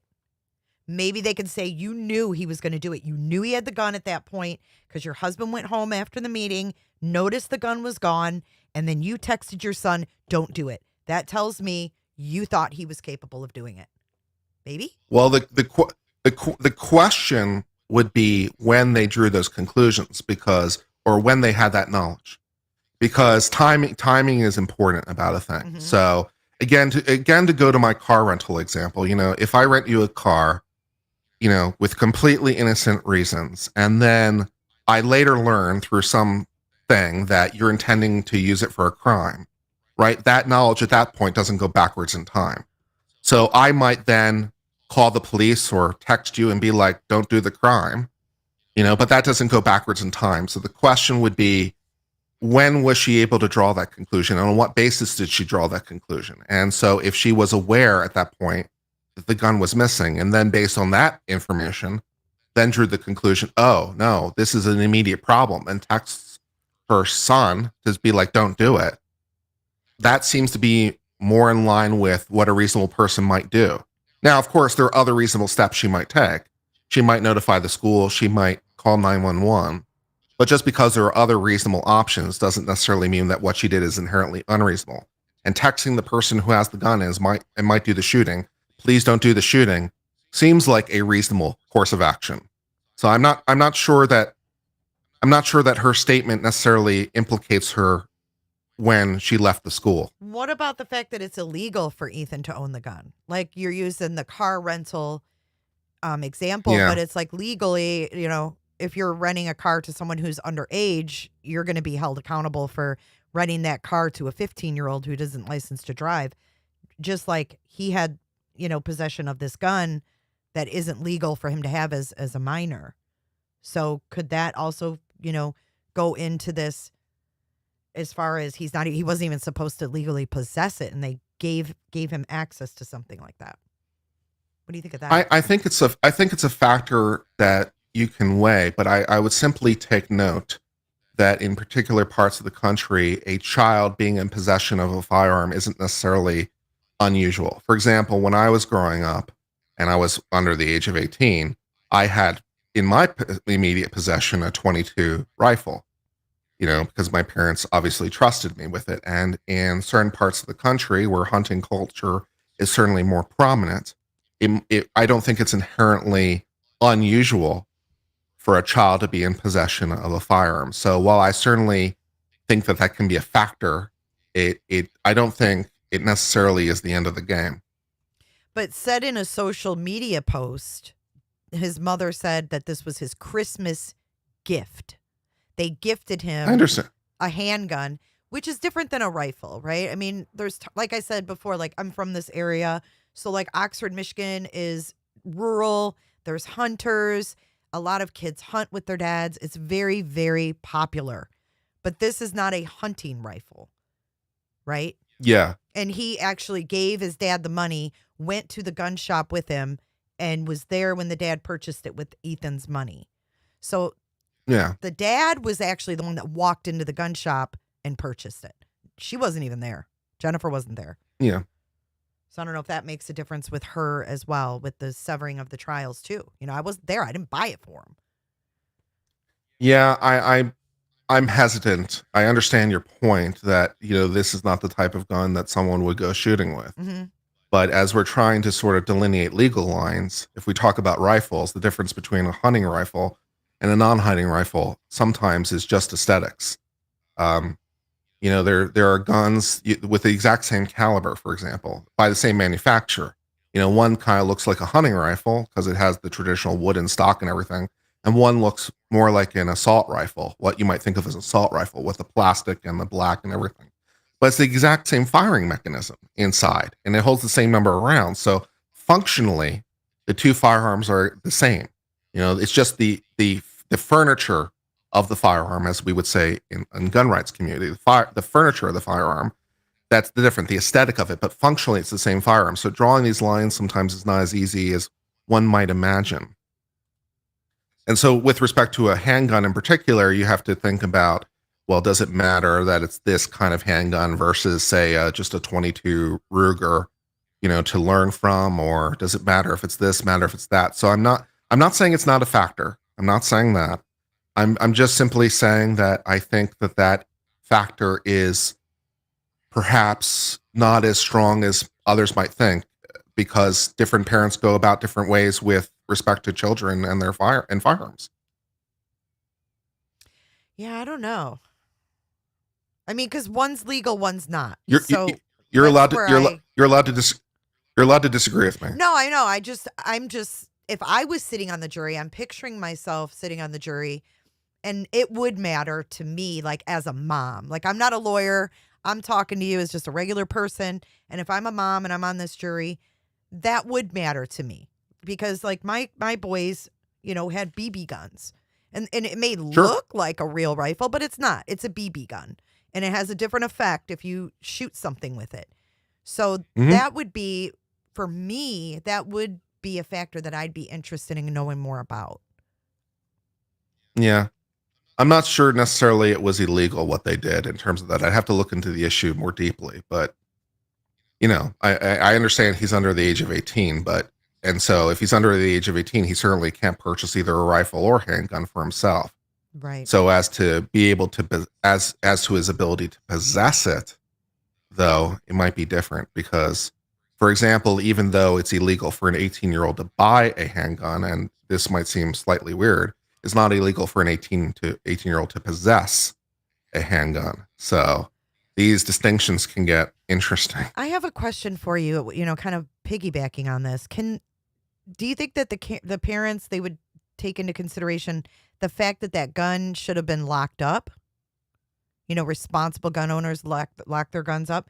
Do you think that would be something that the prosecution would use to make them look irresponsible? Like, look, it wasn't even locked up. This kid, they knew he was having emotional issues and hallucinations. Right. And they left it unlocked. I mean, is that enough to kind of make people go, whoa, that's messed up? Well, enough for what is one of the legal questions you might have. So as we're considering this from a legal framework, then we might want to consider how this would apply to different kinds of charges. So what might be true, for example, in a child endangerment or child neglect context, or with respect to other crimes, right? We can't necessarily purport those over. So, I just sort of am taking the appellate court at its word, as what it says, right? So the appellate court isn't saying that. They're sort of reaching the ultimate conclusion of they seem to be reaching the ultimate conclusion of what the jury is required to conclude, right? So it's not apparently enough to the Court of Appeals to conclude any of the things that you said. Those are all factors that might be relevant. Right. But the conclusion they apparently have to reach is as foreseeable to the jury. A jury could conclude that it was reasonably foreseeable that Ethan possessed his gun at the time, and that he also intended to use it that day at the operative time when we're trying to judge those things. So his father later learning that the gun is missing, his mother later saying, don't do it. Right. When are these things happening? And so Yeah. So I understand what you're saying. They're all factors, but the Court of Appeals has sort of laid out the legal test. Mm-hmm. And I'm like, I just don't think you can get there. Okay. I mean, just in my opinion. And I don't even think it makes sense to ask. Not only do I not think you can get there, I don't even think it makes sense to ask the question. Because to me, it's just so, again, we're trying to think about this from a reasonable person. What the reasonable person, the man on the bus, as we say, the ordinary, normal, competent person. He's not particularly smart. He's not particularly dumb. He's not particularly rich. He's not particularly poor. But he knows how to do everyday tasks. He knows how to get on buses, pay for change, ride the bus, knows where to get off the stop, knows how to signal the bus, knows how to get from the bus to where he needs to be, right? He can do all these, read a bus schedule. He knows how to do all these basic tasks in his life. So that's the reasonable man. So would it be foreseeable to this person that they could foresee that much, that he has the gun and he's going to use it on that day? Is that the kind of thing that a reasonable person could reasonably be expected to know? And for me, I don't think the answer is yes. I think the answer is no. So for me, I wouldn't even ask the question because I don't think it's foreseeable to the reasonable person. But that's my view. The Court of Appeals apparently disagrees with me. I mean, if you take into consideration the past, when you hear about from when Ethan was a small child, the neglect. And that's what gets me. It's like, why weren't they charged with neglect versus, I mean, I get why, because they want to set a precedence, but I feel like neglect charges would have probably been fitting for them if they neglected to, get him the care he needed. Yeah. Yeah, I mean, I think that's true. And as has been noted by others, of course, this is the first time that a parent really has been held criminally responsible in this kind of context or anything close to it. The idea of parents being held responsible for what their children do, sure, especially civilly, because they have a responsibility to mind their children. But criminal liability examples are far and few between comparatively. And I don't think anyone would deny that what the prosecutor's trying to do here is truly exceptional. And then I, as a more conservative thinking lawyer or a more conservative thinking person, I always worry about what happens next, because you have to, at least in my mind, you have to sort of think about the group of cases, the set of cases, right? As you're trying to, because precedent works that way. Precedent never stops with the one case. Precedent is used in other cases. That's how precedent works. That's how common law works. So for me, the question, the way I sort of assess the question about should this happen or not, at some point, I'm like, I have to ignore Ethan and I have to ignore their parents. At some level, I'm like, I just have to think about the set of all cases. How will a prosecutor in this jurisdiction or elsewhere use this idea in the future? How will they use it in more tangential cases? How far can this be stretched? How far can this be moved? Where does this go next? And so I worry about the future, because the common law tradition is a 1,000-year-long tradition. And, the thing that happens now will influence the thing that happens 50 years from now, 100 years from now. Where do you think this So could wondering go, about what happens next, you worry. What do you think what's worrisome to you? Like, what do you think is the slippery slope that this could eventually snowball into? Worst case scenarios.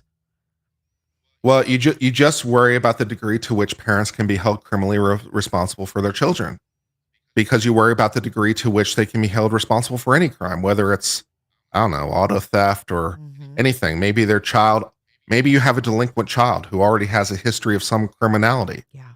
They've already proven themselves to be criminal. Okay. So if that is the case, is now this parent now suddenly responsible for anything this child does because they're aware of their child's predilections, because they've already been held, they've already been convicted 2, 3, 4, 5 times. I see what you're saying. Okay. Are they now therefore inherently responsible the 6th time the child does something? Is that a thing? Right. I mean, let's say a boy rapes a girl, and the parent, and like the parents are like, oh, we found porn in his room or whatever. Oh, you knew that he was deviant sexually. You could have stopped that rape on that girl. Something like that. Yeah. That's kind of scary. Now you got the idea. Yeah. Yeah. Yeah. Yeah. Now I'm seeing what you're saying. That is a slippery slope. Yeah.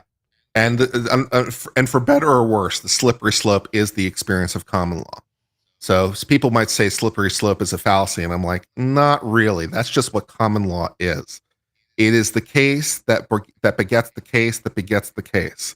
The law develops, the law moves, the law expands, and prosecutors in particular, looking to make their name and make a splash in the headlines, tend to want to find things that they can do. So the idea that this will never be used in a different context / abused is somewhat of a unrealistic fantasy. So yeah, you worry. I'd really like to see the school take more and have more responsibility as well. I think that they are the ones that need to really follow their protocols and be held accountable for not because you've got hundreds, thousands sometimes of kids that they're responsible for their well-being. And if they're not doing what they're supposed to do, I think it should hit them more than in their pocketbook. Yeah. So we're done with this case for the moment. So you can bring us back to the widescreen if you like. Okay. I showed you the parts I needed to show you. That is so interesting. Thank you for bringing that to my attention because I didn't even look at that paperwork, obviously. Yeah, that's fine. There is some questions in chat. Sure. Let's see. Yeah, and also I will slightly chide you for the whole question of fair, man. Woof. Oh, fair. I know. Woof. I'm not a lawyer, Woof. so come on. I know I'm like, that was probably bad because Woof. that can mean 50 million things. Yeah, fair is not the You're like, what do you mean by fair? I'm like, oh, shit. Yeah, exactly. What do you mean by fair? I just used the loaded word with the lawyer. So Cheeseburger says, I think you're straying away from the point of how he got the gun and who's responsible. What do you think of that? Well, I don't think I'm straying away from those points. I just am trying. The correct question, I think what you're pointing to is what is the correct question to ask? And I will certainly agree with you. The question drives the analysis. What the question you ask in law is, at least to my view, much more important than the answer. Because the question drives all the analysis. So depending on how you frame the question, it defines the analysis. So what is the right question? And so for me, the question as raised by this appeal decision is one of proximate cause, right? Because that's where I'm disagreeing with the court, right? I'll concede their facts for the purpose of the discussion, right? I'll concede their facts for the purpose of discussion. I'll concede their actual cause for the purpose of discussion. So the question to me is the proximate cause element. So can they be said to be proximately caused the homicides? And was it foreseeable that he would do a shooting on that day, which seems to be what the Court of Appeals says. So I'm not trying to ignore the question of how he got the firearm or his father purchasing it or anything else. I'm just trying to answer the question. Ultimately, I'm trying to answer the question, does that fact or do those facts reach the conclusion the Court of Appeals wants me to reach? And for me, the answer is no. So it's about the question asking. I'm really not trying to be disingenuous. I'm just trying to ask what I think is the legally precise question in the moment. Okay. With respect to these charges, obviously, if they're being charged with something else, they're being charged with firearms violation or a child abuse thing or child neglect, I'd be asking different questions. But I'm asking questions specifically as it relates to involuntary manslaughter. Jess 23 says you can tell Uncivil Law loves law. You could. It's my favorite thing. Hey, I think that's my favorite thing. That's a fair thing to say. Here's another one. K-Pick. By law, the father legally owned the gun. With parent consent, a minor can possess a handgun. In Michigan, they went to a shooting range together. What do you think of that? Okay. Does that? Assuming that is the operative law, then it certainly decreases the idea that they're negligent or irresponsible. If the law says that the child can possess a handgun, then how can they be negligent? I suppose you could argue they're negligent to do it with specific knowledge of his mental issues. But I will simply note that based on other stuff I've read with respect to the Crumbleys, it appears to me that this child was troubled and the parents were trying a whole bunch of things to get him engaged, as one might do. So I think anyone who's a parent, and even though I'm not a parent, I can sort of appreciate this. You want to do anything you can to help your child. And this was not the first thing they did to try to help their child. He had been to mental health treatments before. They had tried other things before to get him engaged in other ways, and the parents saw that he was engaged with firearms, and so they thought maybe they thought that was just simply a way to reach out to him, and a way to help him, and a way to get him engaged, and a way to assist him. So, I have a little bit of sympathy and compassion for the parents, because especially to the extent that they went through other things, and to the extent that they tried other solutions and nothing else was working, and they're desperately But what did they try? reaching for the last straw. What did they try? Because I've never heard them making any kind of effort other than the gun. Well, I believe it's true that they took him to mental health treatments before. And I believe it's true that they tried to engage him in other social activities. I don't want to speak out of turn because I haven't read it in a while. So I don't want to claim any specific thing because it's been a while since I read it. Yeah, I've just never heard that they did anything. I vaguely seem to recall that they tried other stuff. What if they didn't? So I'll just stick with that for the moment. But what if they didn't? Well, if they didn't and went immediately to the firearm, then I think you're much more in a position that this was an unreasonable step. Because if they just if their first solution is, hey, let's try a gun, I'm like, yeah, that doesn't seem like the first thing to do. Yeah. I hope that we get the story as to how the whole talk of, even buying the gun in the first place came up. Where did that idea come from initially, and how was it presented? Like, did Ethan go to his dad and say, hey, I'd like to, start, I want this gun, or I want to learn how to shoot this gun and go to the gun range with you guys, or, how did that come up?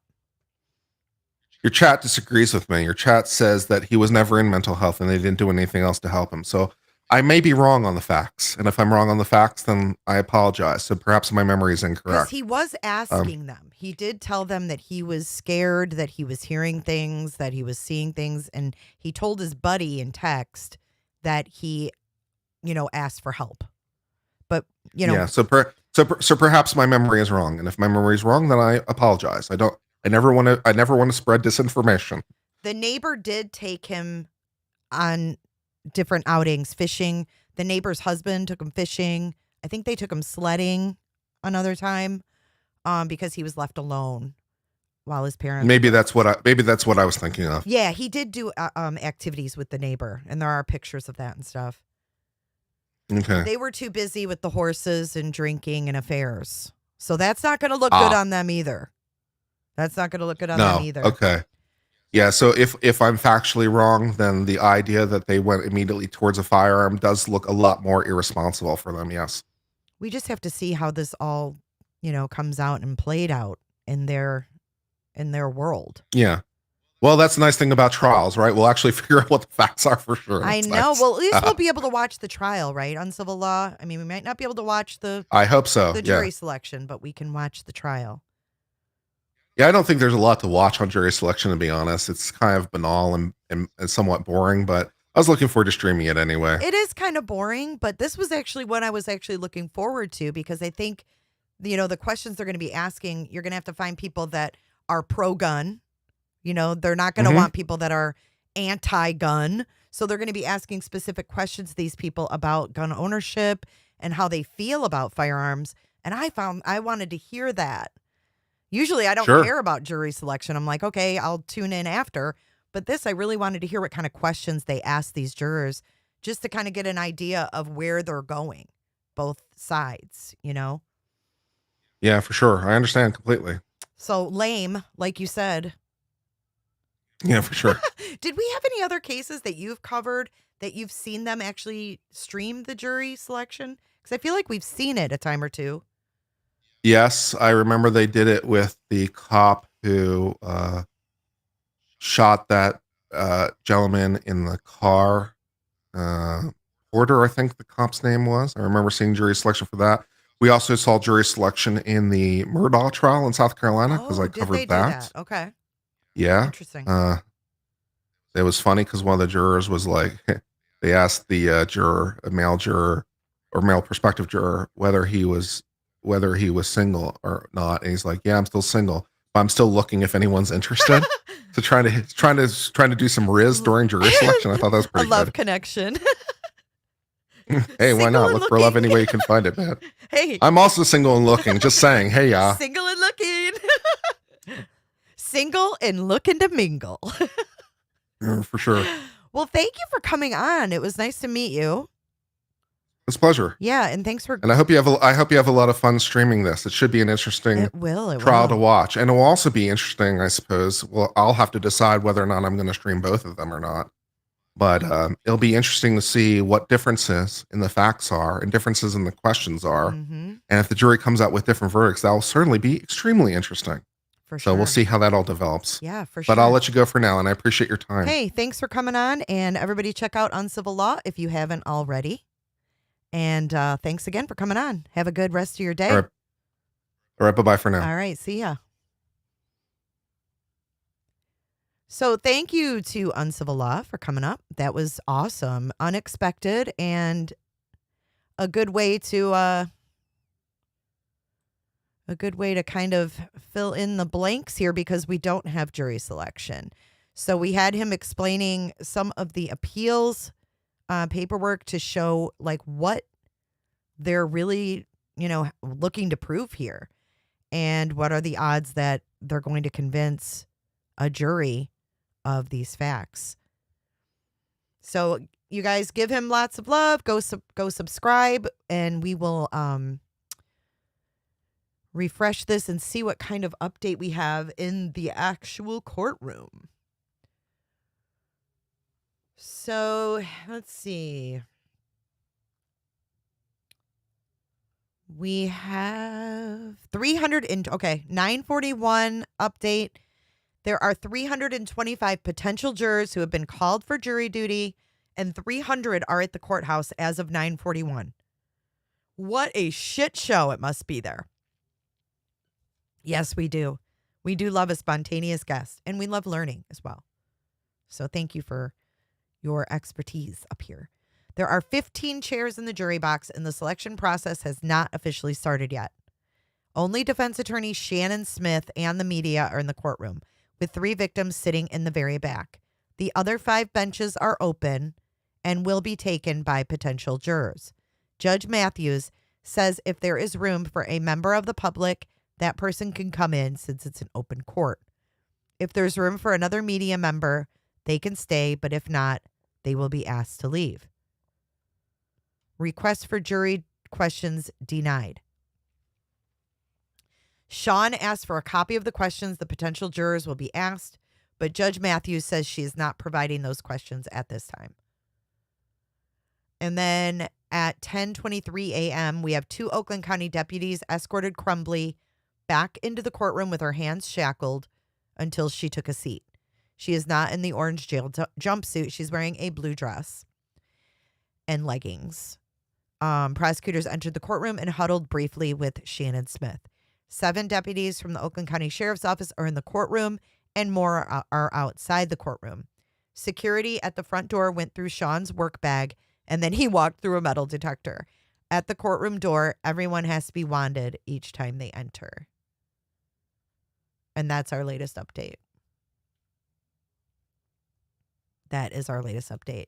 So, I mean, now that Uncivil Law came up here and kind of played devil's advocate by giving us, some legal thoughts on this, what do you guys think? Do you think that this is going to be a tough case for Karen McDonald to prove? Let's do a new poll. Let's get fair out of the way. And let's see what you guys think about Karen McDonald and what the odds are that she's going to, be able to prove this. Do you think the prosecutor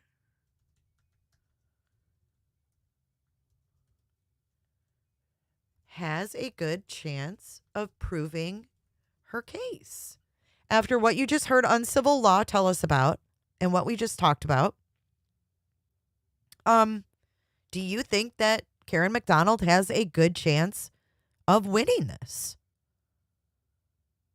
Wanded.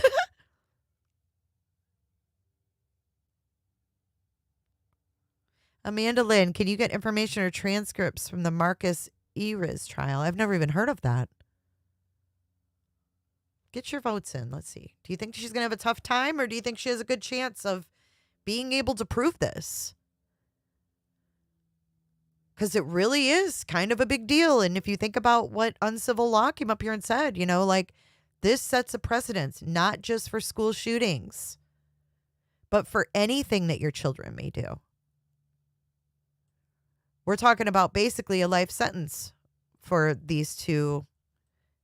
And as much as we, you know, think they were neglectful of Ethan or whatnot,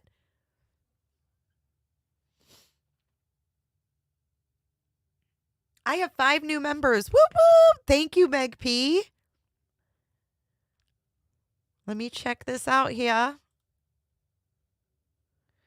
I want to thank Steve and One-Eyed Flo and Meg P and Globalism and Schmicky. Thank you for supporting the stream. And welcome new members. Please join our Discord. I think that James is more likely to be sent to prison, says Dr. Melmo. I do too. And I think, I mean, that's pretty obvious because he was the one that went to the gun store. So, like, Jennifer Crumbley can be like, I just took him to this shooting range. Like, what I did wasn't illegal. Right?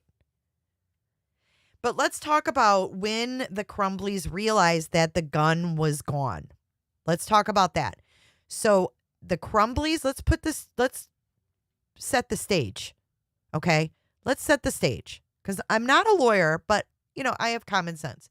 So let's set the stage and say that Jennifer and James get contacted by the school and they're told, you need to come down to the school because Ethan, you know, drew this disturbing stuff and we believe he's suicidal.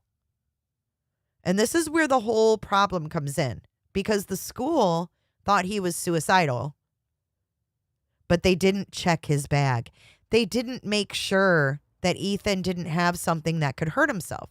So even though they thought he was suicidal, he was drawing pictures of guns. He was searching for ammunition while in class. And then he gets called down or sent down to the office because of these drawings and things. And his parents are called.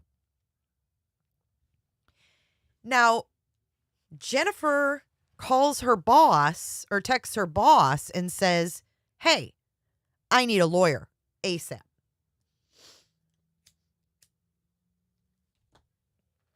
She tells her boss, I need a lawyer. Ethan did it.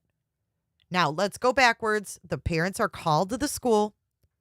So they go in, they have this meeting, and the school says, you need to take him home and you need to get him help. He needs to see a counselor. Well, they push back and they say, no, we're not taking him home. He's not. And they may have seen it this way. We're not going to reward him and let him go home and play video games. So they say, no, we're not taking him home. The school failed by saying, okay, well, go back to class, Ethan. You have a kid that's suicidal. You have a kid who's drawing weapons, searching up bullets, saying the thoughts won't stop. Help me. And they just send him back to class without looking to see if he has a knife, to see if he has pills. I mean, suicidal people can use many means to hurt themselves, but they didn't check. They didn't check. Charmed girl, hello. She said, I went through a similar situation with my son, and I'm very sorry that you went through that. It's very hard. It's hard having teens, especially now. I took him immediately out of school and took him to a crisis center. He is currently in a Job Corps and is doing wonderful. I am so happy to hear that. And there are resources. So they can't say that there wasn't resources. There are resources in Oakland County. And I know this to be for a fact.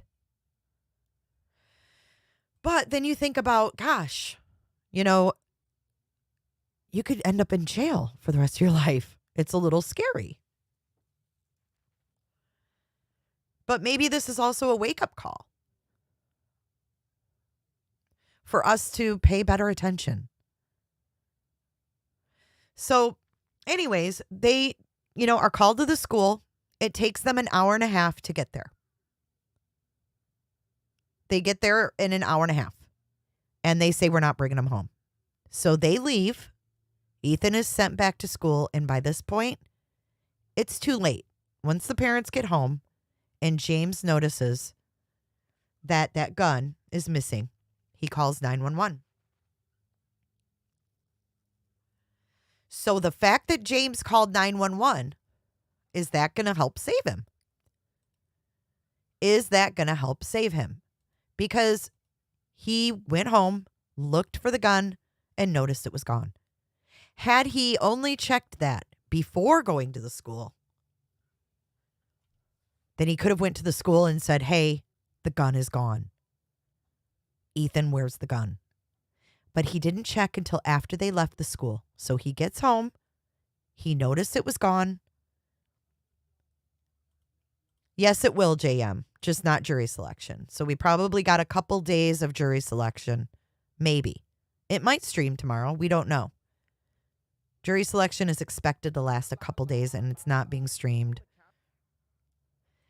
So then, after James realizes that the gun is gone, Mom then texts Ethan, and Mom says, don't do it. Mom says, don't do it. So he called 911. She texted Ethan when they realized, but it was too late. But then their actions after that, they withdrew $4,000 out of Ethan's account at the ATM. And then they went and hid and made the U.S. Marshals look for them. That's not a good look. You don't want to make the U.S. Marshals come looking for you. So I think to a reasonable person who isn't, a lawyer, that they're going to say, well, gosh, they should have gotten this kid help before it got to this point.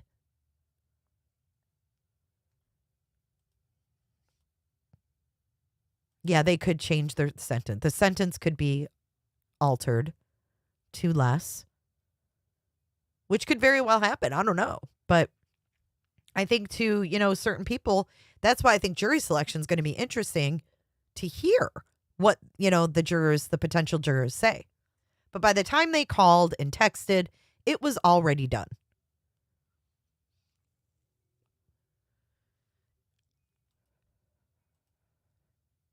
They had several gift cards they had purchased. They had several cell phones on them. They had their passports, I believe, on them. So that's also going to make them not look too good.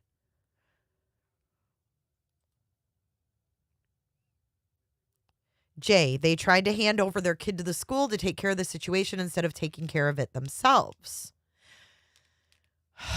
And that's a slippery slope too, because a lot of us sit here and say, schools, stop trying to instill values in my children. But now, on the other hand, we have people saying the school should have done more.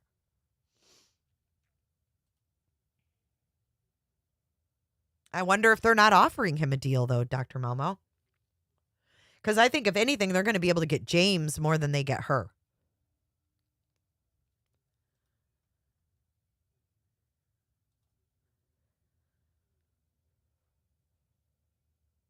But I do think, I agree with you, Schmicky. I think that there is a point where we have to hold the adults in this situation accountable.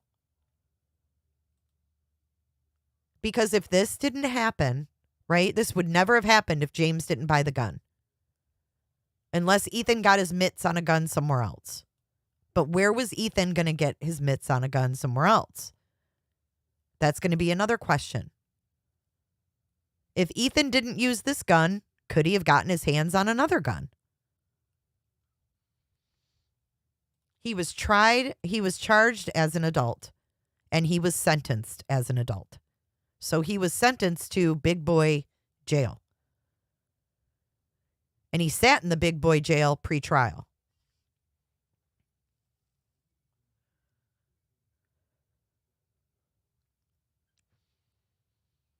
Jay says, I feel they are both going to get the same because they were both equally neglectful together, in my opinion.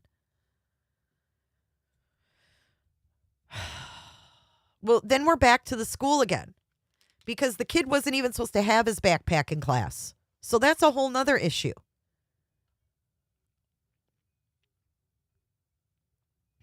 Like, that's a whole nother issue.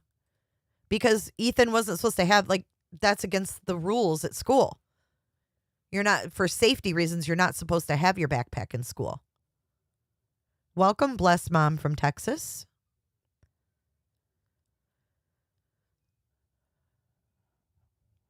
They did not check his locker or backpack. I think they should be charged criminally too, if we're charging the parents.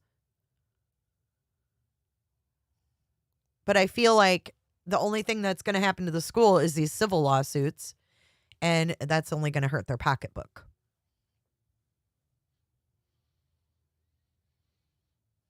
And now Ethan is appealing his sentence, so he is going to plead the fifth if he is called to testify at their trial. So Ethan's not going to be of any good testifying.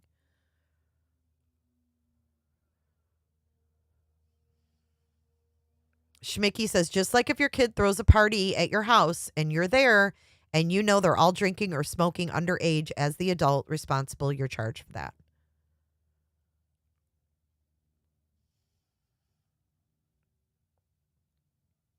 Lisa says, I think the school felt sorry for Ethan. Well, they probably did because they had the parents right there and they're like, dude, you need to take your kid home and get him some help. And they didn't.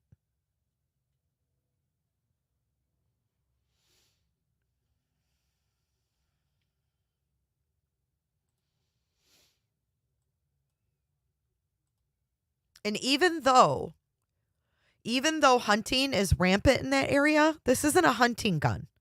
So I don't think that's going to be relevant.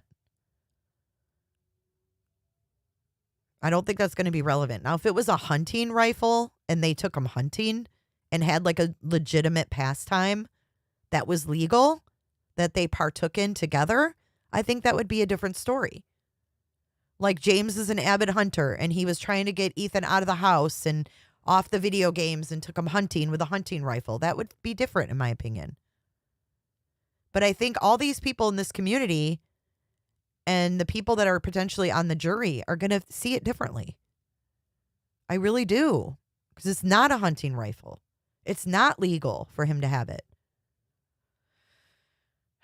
What if the kids throw a party when you're out of town and you didn't know about it? I feel like you're still held responsible as the adult. If that liquor came from your house and you're of legal age and your kid throws a party, you're responsible if someone dies.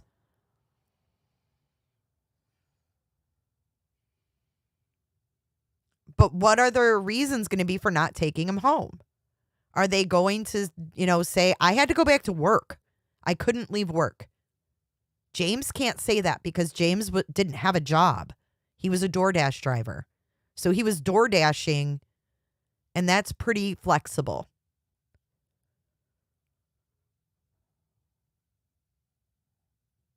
I mean, it just seems to me, as a mom, if I was given that worksheet, I would take my son home and talk to him about it. I wouldn't have him go back to class. But we'll see if that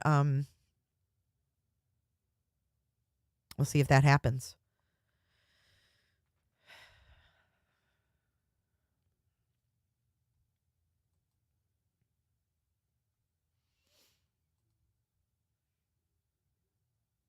Yeah. Who knows? Who knows what will happen with that? Yeah, he had a Burger King order to deliver. That was really super important. Yeah.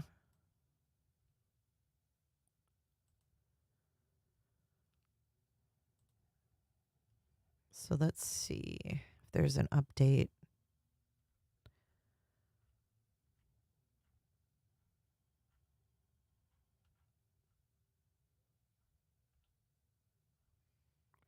Woman arrested in Michigan after Amish horse and buggy stolen from Walmart parking lot.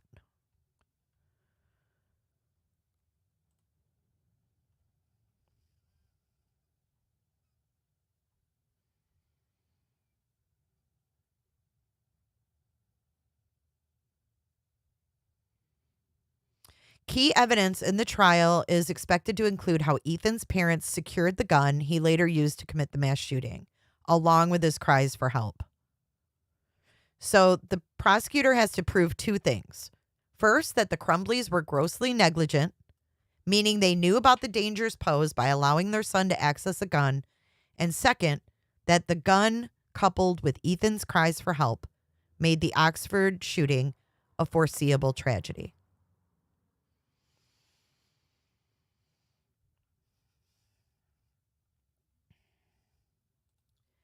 And then you have this quote, and this kind of makes sense. I think the jury's first reaction is going to be, wow, I'm on this case where 4 children died. It's incredibly tragic. It's unspeakable. It's unimaginable. But if it's unimaginable, if it's so tragic and so horrible and unusual, how can it be foreseeable? While involuntary manslaughter charges are unprecedented in a case like this, there have been recent examples where parents of shooters have faced prosecution. Last year, and someone brought this up in chat, a 6-year-old Virginia boy shot his teacher using his mother's gun. She was charged with using marijuana while possessing a firearm. In November, was sentenced to 21 months in prison. The same month, the father of an Illinois man pleaded guilty to 7 misdemeanor charges of reckless conduct after he helped his son obtain a gun that he later used to kill 7 people. He was sentenced to 60 days in jail. And I believe that is the Highland Park shooter.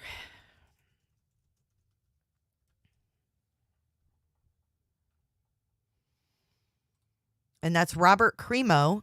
He's going to actually defend himself, but here's his dad. Here's Robert Cremo's. Oh, wait, you guys can't see it. Hold on.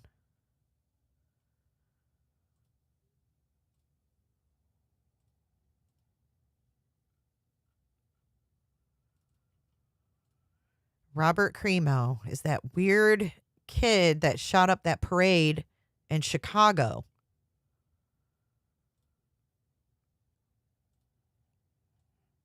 Here's his father. He got that kid a gun, but I think that kid was of age. Let's see.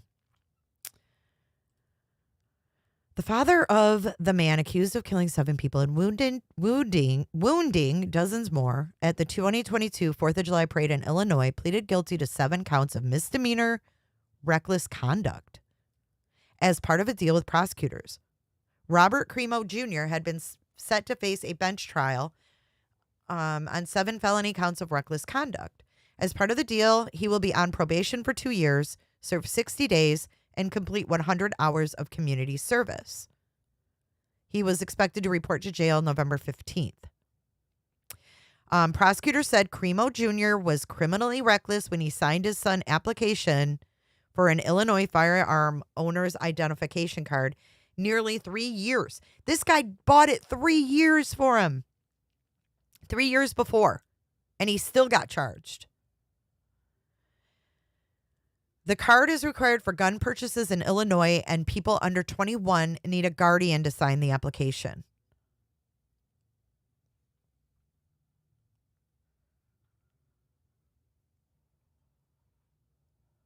As part of the plea deal, he agreed to testify at his son's criminal trial.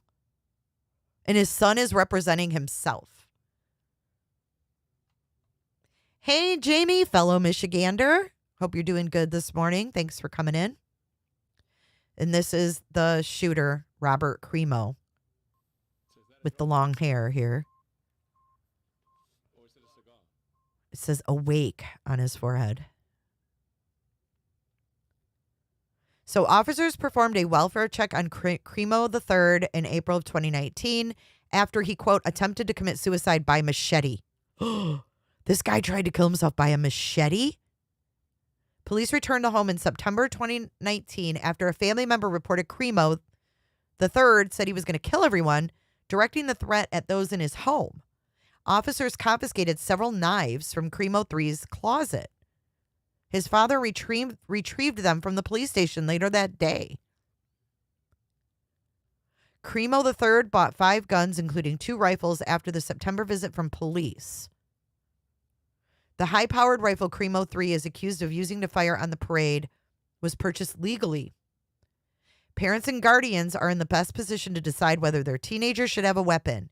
They are the first line of defense. In this case, that system failed when Robert Crimo Jr. sponsored his son. He knew what he knew, and he signed the form anyway. So we don't know what would have happened if the guy wouldn't have taken a deal.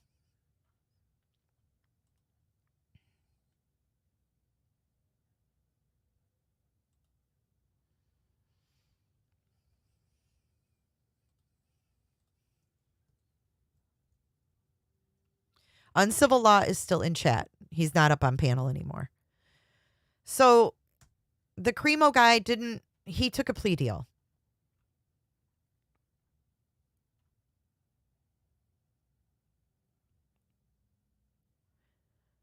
Look at this, Arkansas. This is how AI thinks an average American in each state is perceived by Europeans. Is that how you picture us, Potato? How Europeans perceive people from each U.S. state?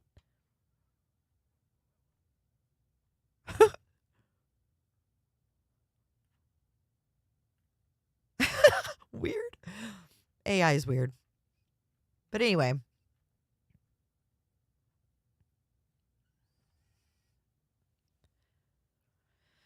So, yeah, quite a bummer that we can't watch. If you tag him at Uncivil Law, you can see him.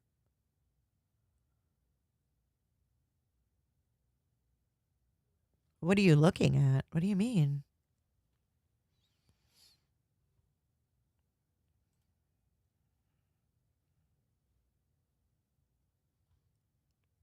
Mandated reporters, this is Dr. Malmo, who fail to file a report of a suspected child abuse or neglect will be subject to both criminal and civil liability.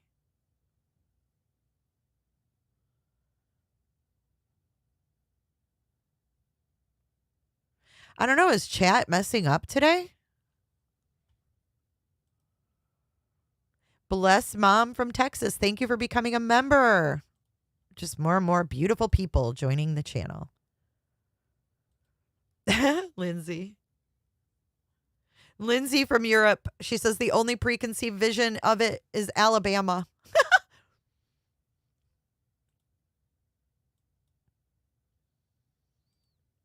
Yeah, I think YouTube's kind of glitching a little bit. Yeah, didn't you see it? Right here. Arkansas. It says this is how AI thinks an average American in each state is perceived by Europeans.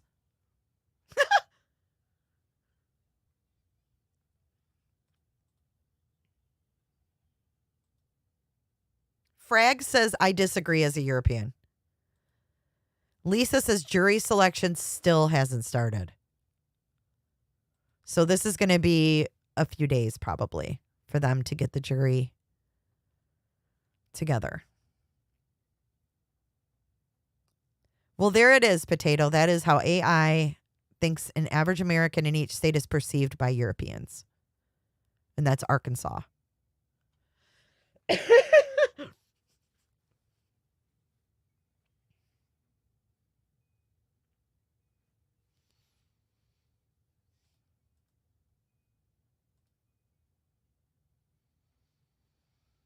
Yeah, make sure you're on live chat too, because that might be why you're not seeing. Oh my God, Kimmy looks like my last ex.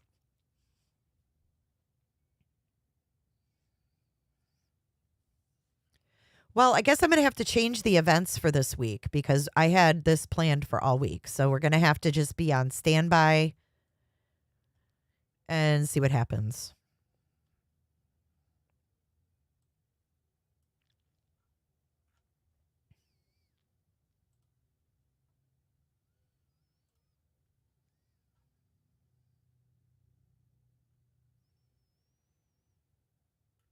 Which channel was Layman on that was the updates? Oh, here it is. And the weather there is bad too. 10:58 a.m. So just 5 minutes ago, Crumbley's attorney told deputies that she and her client are ready. She said she is waiting on the prosecution. Prosecutors are not yet in the courtroom, and the judge has not taken the bench. There are currently no potential jurors in the courtroom. Why no cameras? Sean asked Legal 4 legal analyst Neil Rockend of Rockend Law why there are no cameras allowed in the courtroom for jury selection. I think it is totally discretionary with the judge, but protecting jurors' identifications, etc., is paramount to the court. I have had trials with cameras in the courtroom during jury selection, but the cameras are either off or pointed at the lawyers and jurors' identities are protected. I guess they're not going to do that. So the judge decided, nah. Looks like Don Wells. Thank you, Silence. Thank you so much. It's so good to see you.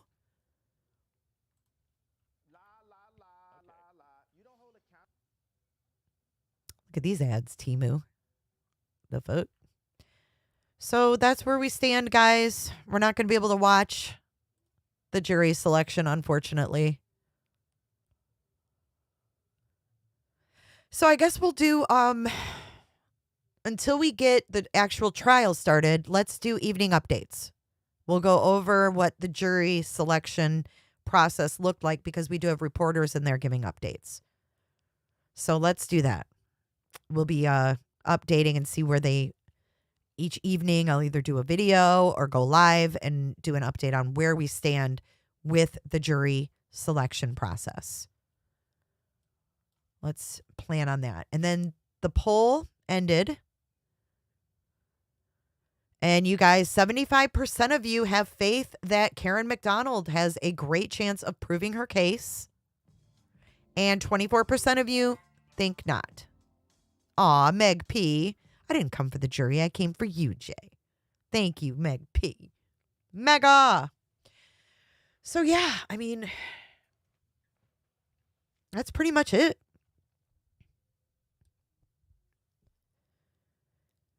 Schmicky, what's the preferred donation location? Cash App, Super Chats, Venmo, etc. Well, if you'd like me to get all of it, cash or Venmo or PayPal, whatever you choose. If you want a Super Chat, it's totally up to you. I appreciate any way you support the stream. Jay, are you allowed to stream BK hearing the 26th? Yes, as long as Judge Judd puts it on his YouTube channel. We will be live. I got to get an event up for that as well. Lots going on this week. But we will keep our eyes on the crumbs. And I'm hungry. I haven't had anything to eat yet. Coffee's cold. Stomach's growling. We're definitely going to stream BK Friday afternoon.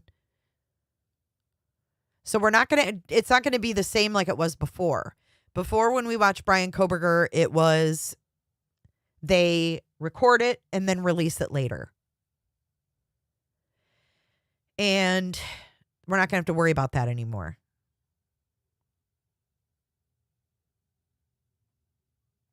No, Marissa. Opening statements come after the jury is seated. So once the jury is seated, we'll get opening statements. And they expect jury selection to last several days, they say.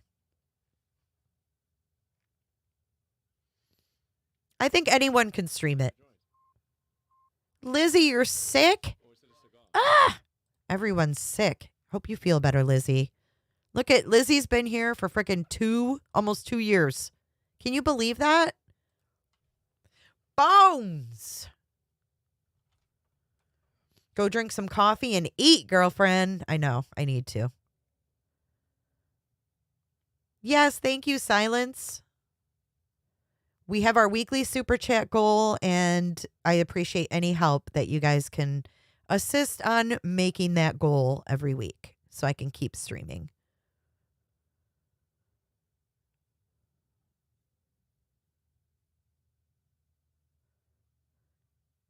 I know she's almost a groupie at this point. I need to change that to groupies, huh? Ms. D, been a member for 3 months. Thanks, Jay. This was a great live today. They are all hit. I learned a lot too. Much love and light. Much love and light to you too. Thank you for being here. And a big shout out to Uncivil Law for coming up on panel and explaining some of this law craziness to us because, you know, we kind of just decipher it ourselves. But we have wonderful people like Uncivil Law and the other lawyers on YouTube that we have grown to trust and appreciate. And I'm just glad that he was here today.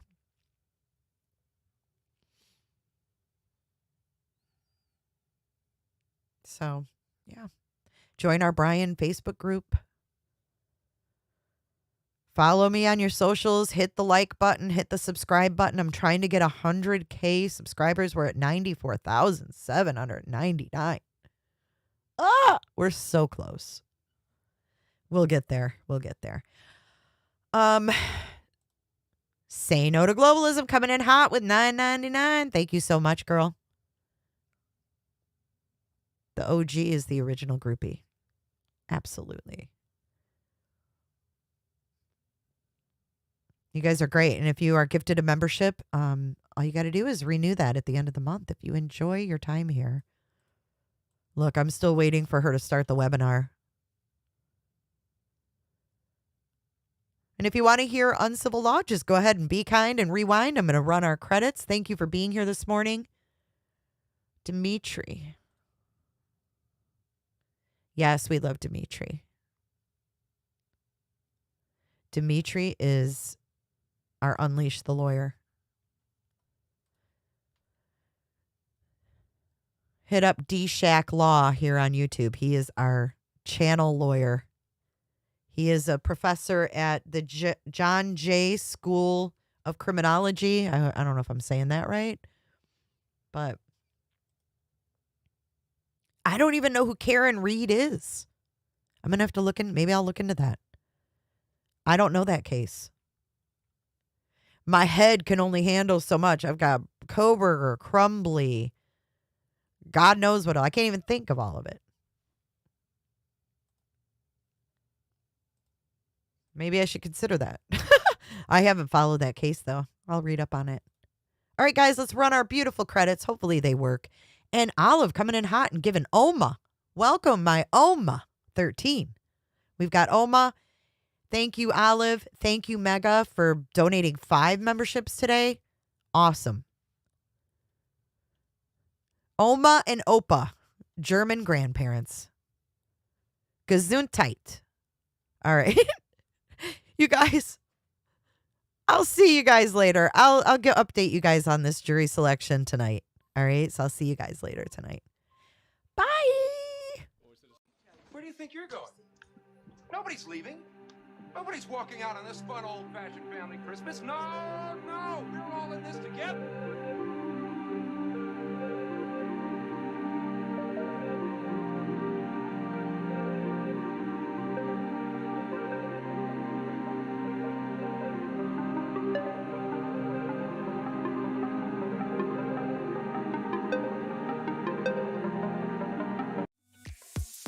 Be sure to check out my other videos and playlists for more true crime content.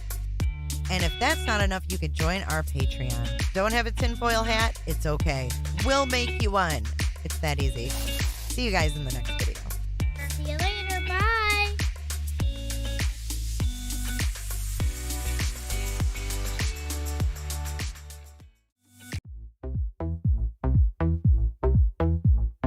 I don't give a damn.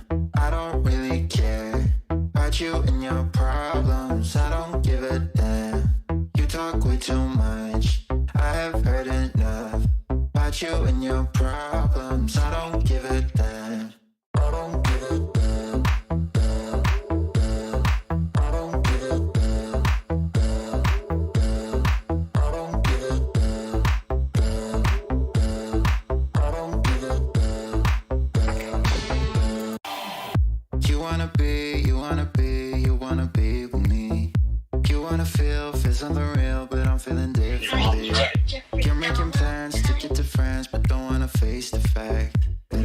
time, I ain't got time, I ain't got time for that. Staying up late, sleeping all day, dreaming about Cadillacs. My new shoes, One Jennifer or two Jennifers? calling my phone when you feel alone. Hi, Jennifer.